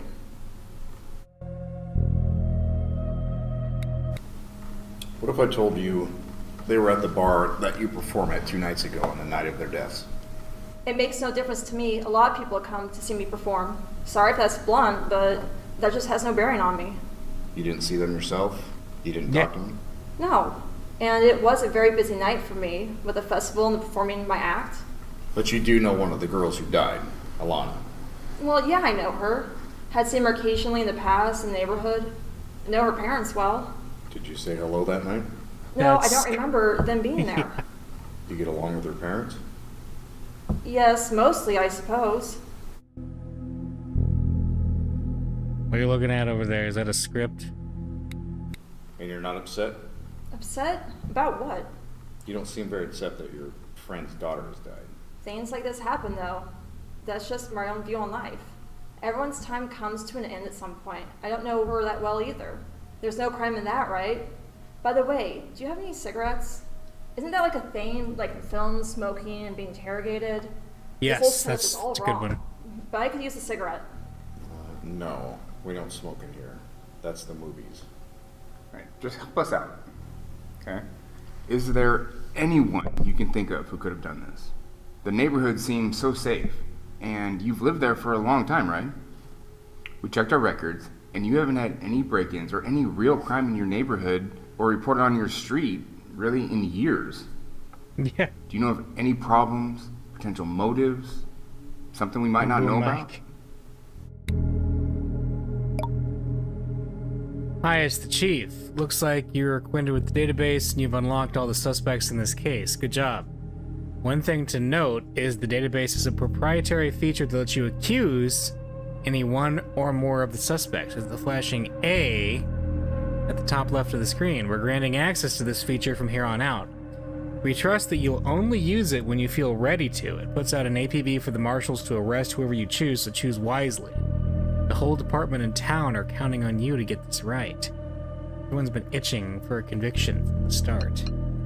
So, we now have the power to send the cops after one of these people. But yeah, affair. Yeah, we got a lot. The neighbor said she saw you entering the house last week while Mr. and Miss Morgan were still in town. Oh, what did Ruth say then? What was that about? I'm not sure how that's connected to your investigation. Is she sure it was me? I mean, how do you know someone is actually them? It's advisable for you to tell us the truth, and the whole truth at this point, for once. Well, if you must know, I was welcoming them to town. They're not always there. Thought I'd come over and deliver a welcome gift. A welcome gift? Like a basket of something? Yes. Right. How did that go? Well, it could have been better. I had no idea some of them, Claire and Alana, were allergic to eating nuts. Turns out only Mr. Morgan was able to enjoy them. You bake cookies for a lot of people in this town? I don't think Rick or I have ever received any. No. Have you, Rick? No. Well, I don't do that often, no. Only when I'm in the mood for certain people. Never mind. Okay. Was that the last time you saw them? Yes. So you stopped by to drop the cookies off, then what happens? Well, I didn't stay long. They were less than appreciative. Craig was, but not Claire or Alana. How come? I don't know. I came in, dropped them off, and Mrs. Morgan, Claire, and I exchanged unpleasantries. So I left. Okay. Tell us more about these unpleasantries, as you call them. I arrived at their house, happy to be bringing my neighbors, some of my favorite people in the whole world, freshly baked cookies, and another gift. Welcoming them back from their journeys, Craig's childhood home. Immediately, when the door opened, I heard someone say, "Oh, great," in another room when I was talking to Craig, giving him the cookies. See, Claire didn't want to invite me in, but Craig did. So I assumed the voice from another room was talking about me, of course. And then out comes Claire around the corner. "What are you doing here? Who let you in?" she says. "Very nice, right?" I said, "I baked some cookies, Claire." And she picks one off the plate, looks at it, looks at me, and says she's allergic. and then she feeds it to the dog. Yeah, that was not too nice of her. Yes, being the bigger person, I said, I'm glad your family will get to enjoy them. And then she just flipped out and said something really rude. And, well, I found myself back on the porch. Was Alana there at that time? The girl? No, I don't know. So basically, she called you out for sleeping with her husband and kicked you out. Not quite. We didn't speak of anything specific, but not far off the mark either. Just some verbal back and forth. I'm sure they enjoyed the cookies. They couldn't eat them. Well, it's the thought. Okay.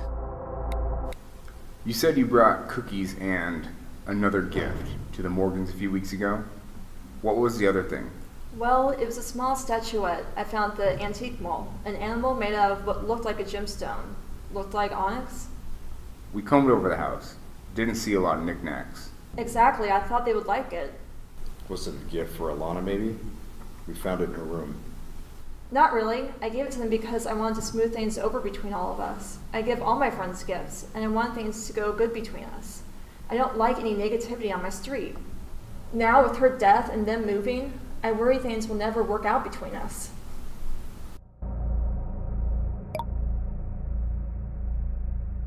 Cookies do make it better, for sure. Alright. Onyx bird trinket found in Morgan House bedroom. Cool. When did your relationship with Alana's father begin? We grew up here in the area. He lived on another street at the time with his parents. Craig and I had been high school sweethearts, but his wife, who shall remain nameless, was always on the sidelines, always there. He moved away after that. He went to school out east, then joined the military. Once he became a cadet, I never saw him again. I had forgotten about him until I heard that he was inheriting the house from his grandparents who passed away. When was this? Probably about 6 years ago. He moved in, and that's when I finally met his family. Didn't even know he was married. We began seeing more and more of each other, as neighbors do. I don't see my neighbors like you see your neighbors. Neither do I. I'm not sure what you're trying to imply there. Some people choose the family route, others like to make their own decisions.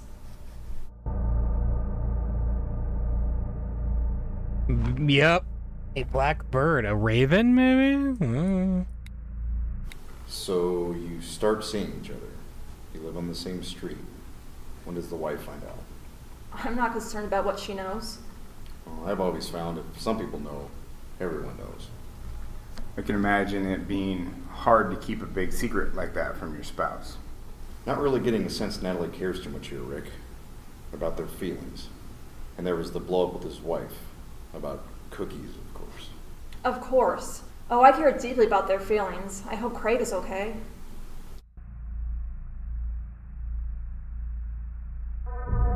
Let's look up Craig. Is it just me or did the music change?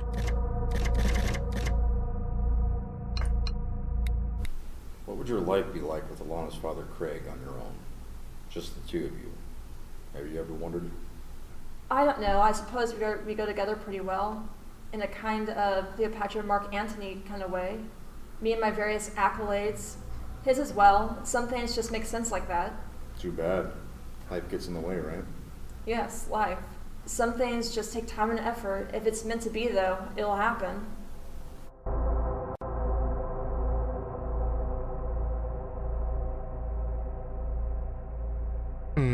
Let's look up bird. No? Statue. Anything new for Alana, maybe? There we go. So not much trouble in the neighborhood then, that you know of, while you live there? No, not much trouble. The neighborhood's pretty good. At least we put on the happy front. What do you mean by that? Oh, nothing. Nobody's perfect, and some hide it better than others. I mean, the people's picket fences aren't so white and perfect when you take a closer look. Seems like you know a lot about the neighborhood and your neighbors. Well, I'm on the city council, run the book club. I meet a lot of important people in town, and know almost all the neighbors. Yeah. How did you get on the city council? You don't know how that works in your position? I was elected. Did you run against anyone? No, and that's not the point. Nobody would have beaten me. How about crime? We don't have a lot of reports of being called out to your particular street, but would you say it's pretty safe? Oh yeah, Put a very bird safe. on it. Of course, Alana has had her troubles growing up. Other than that, it's fine. Troubles? Troubles with Alana? Well, mostly kid stuff, delinquency, fights, shoplifting, that sort of stuff. Witchcraft? Shoplifting. Really? Do we have any record of that? Not that I know of.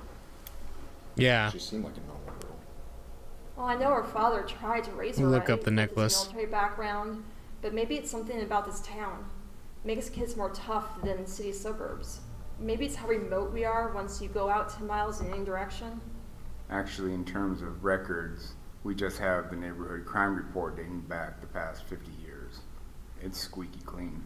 Only 2 break-ins in the 50s where collectibles were stolen with a note, religious, but all the paperwork from before the 90s was scanned in and records weren't really checked for accuracy. What else? That's it.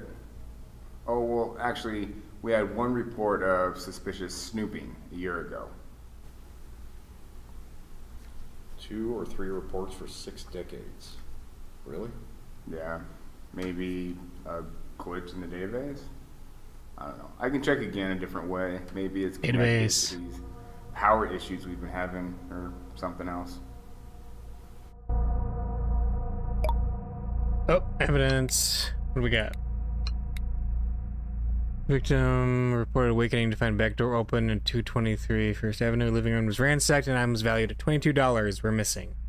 Victim suspects suspicious man seen earlier that day in town. Suspect description taken and processed. Description disseminated. Well, what was the description? Hang on. What did that say? Religious collectibles? Larceny? Huh.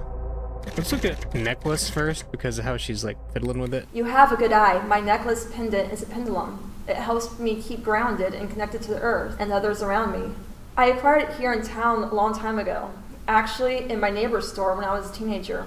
Funny, it hasn't changed much. Does it do anything? It's just a stone, right? If you don't believe in it, why wear it? No reason. It looks pretty. So you don't share any of the similar beliefs as your neighbors? Remember, you're under oath. I remember. The best eye details matter. Okay. Natalie Bergstrom's pendant. Okay.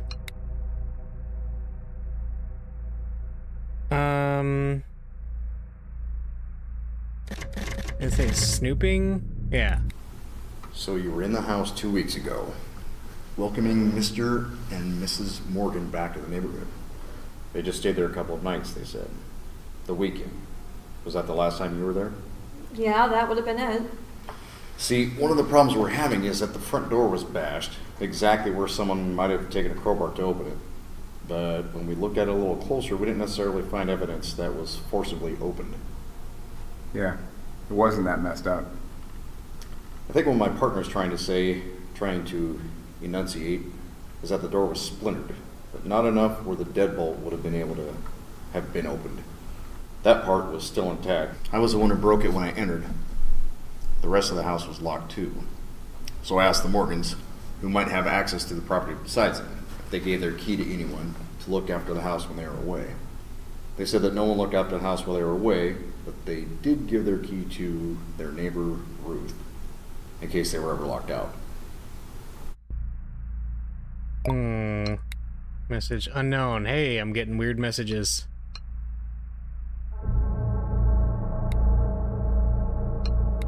The other thing they mentioned, the Morgans, in speaking with them on the phone, is that they gave their key to various house sitters and other people to look at in the past.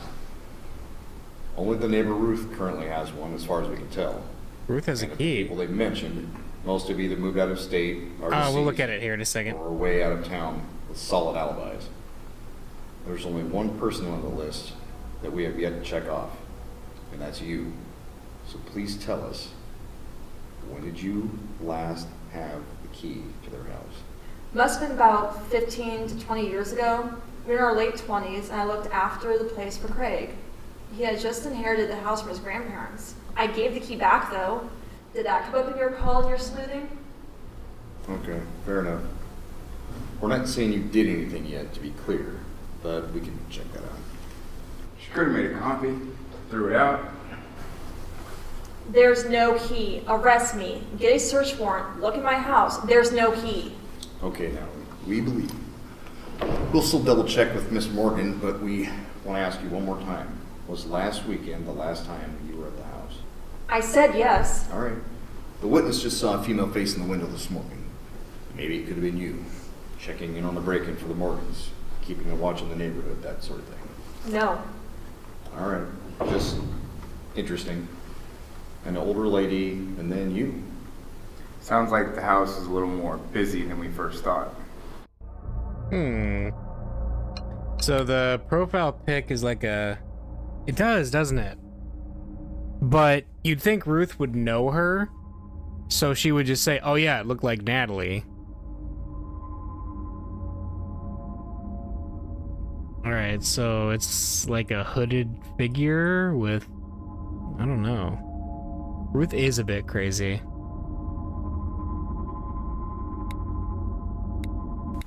You ever spend any significant time at the house?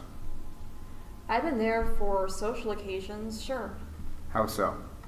If anyone saw me around, they would know I'm friends with Mr. Morgan. I'm also an amateur photographer, and I like to take lots and lots of shots of the neighborhood. Yes. Some people have complained, concerned someone was snooping in the area. I'm not a snoop. He asked me to look after the house while they were away.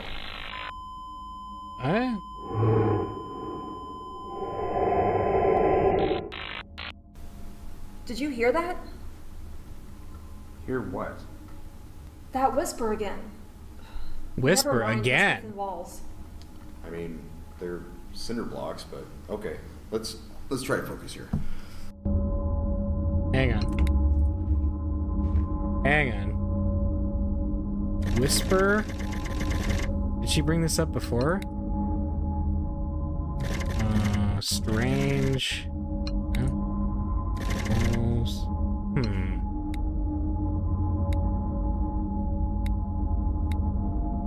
Hard to say.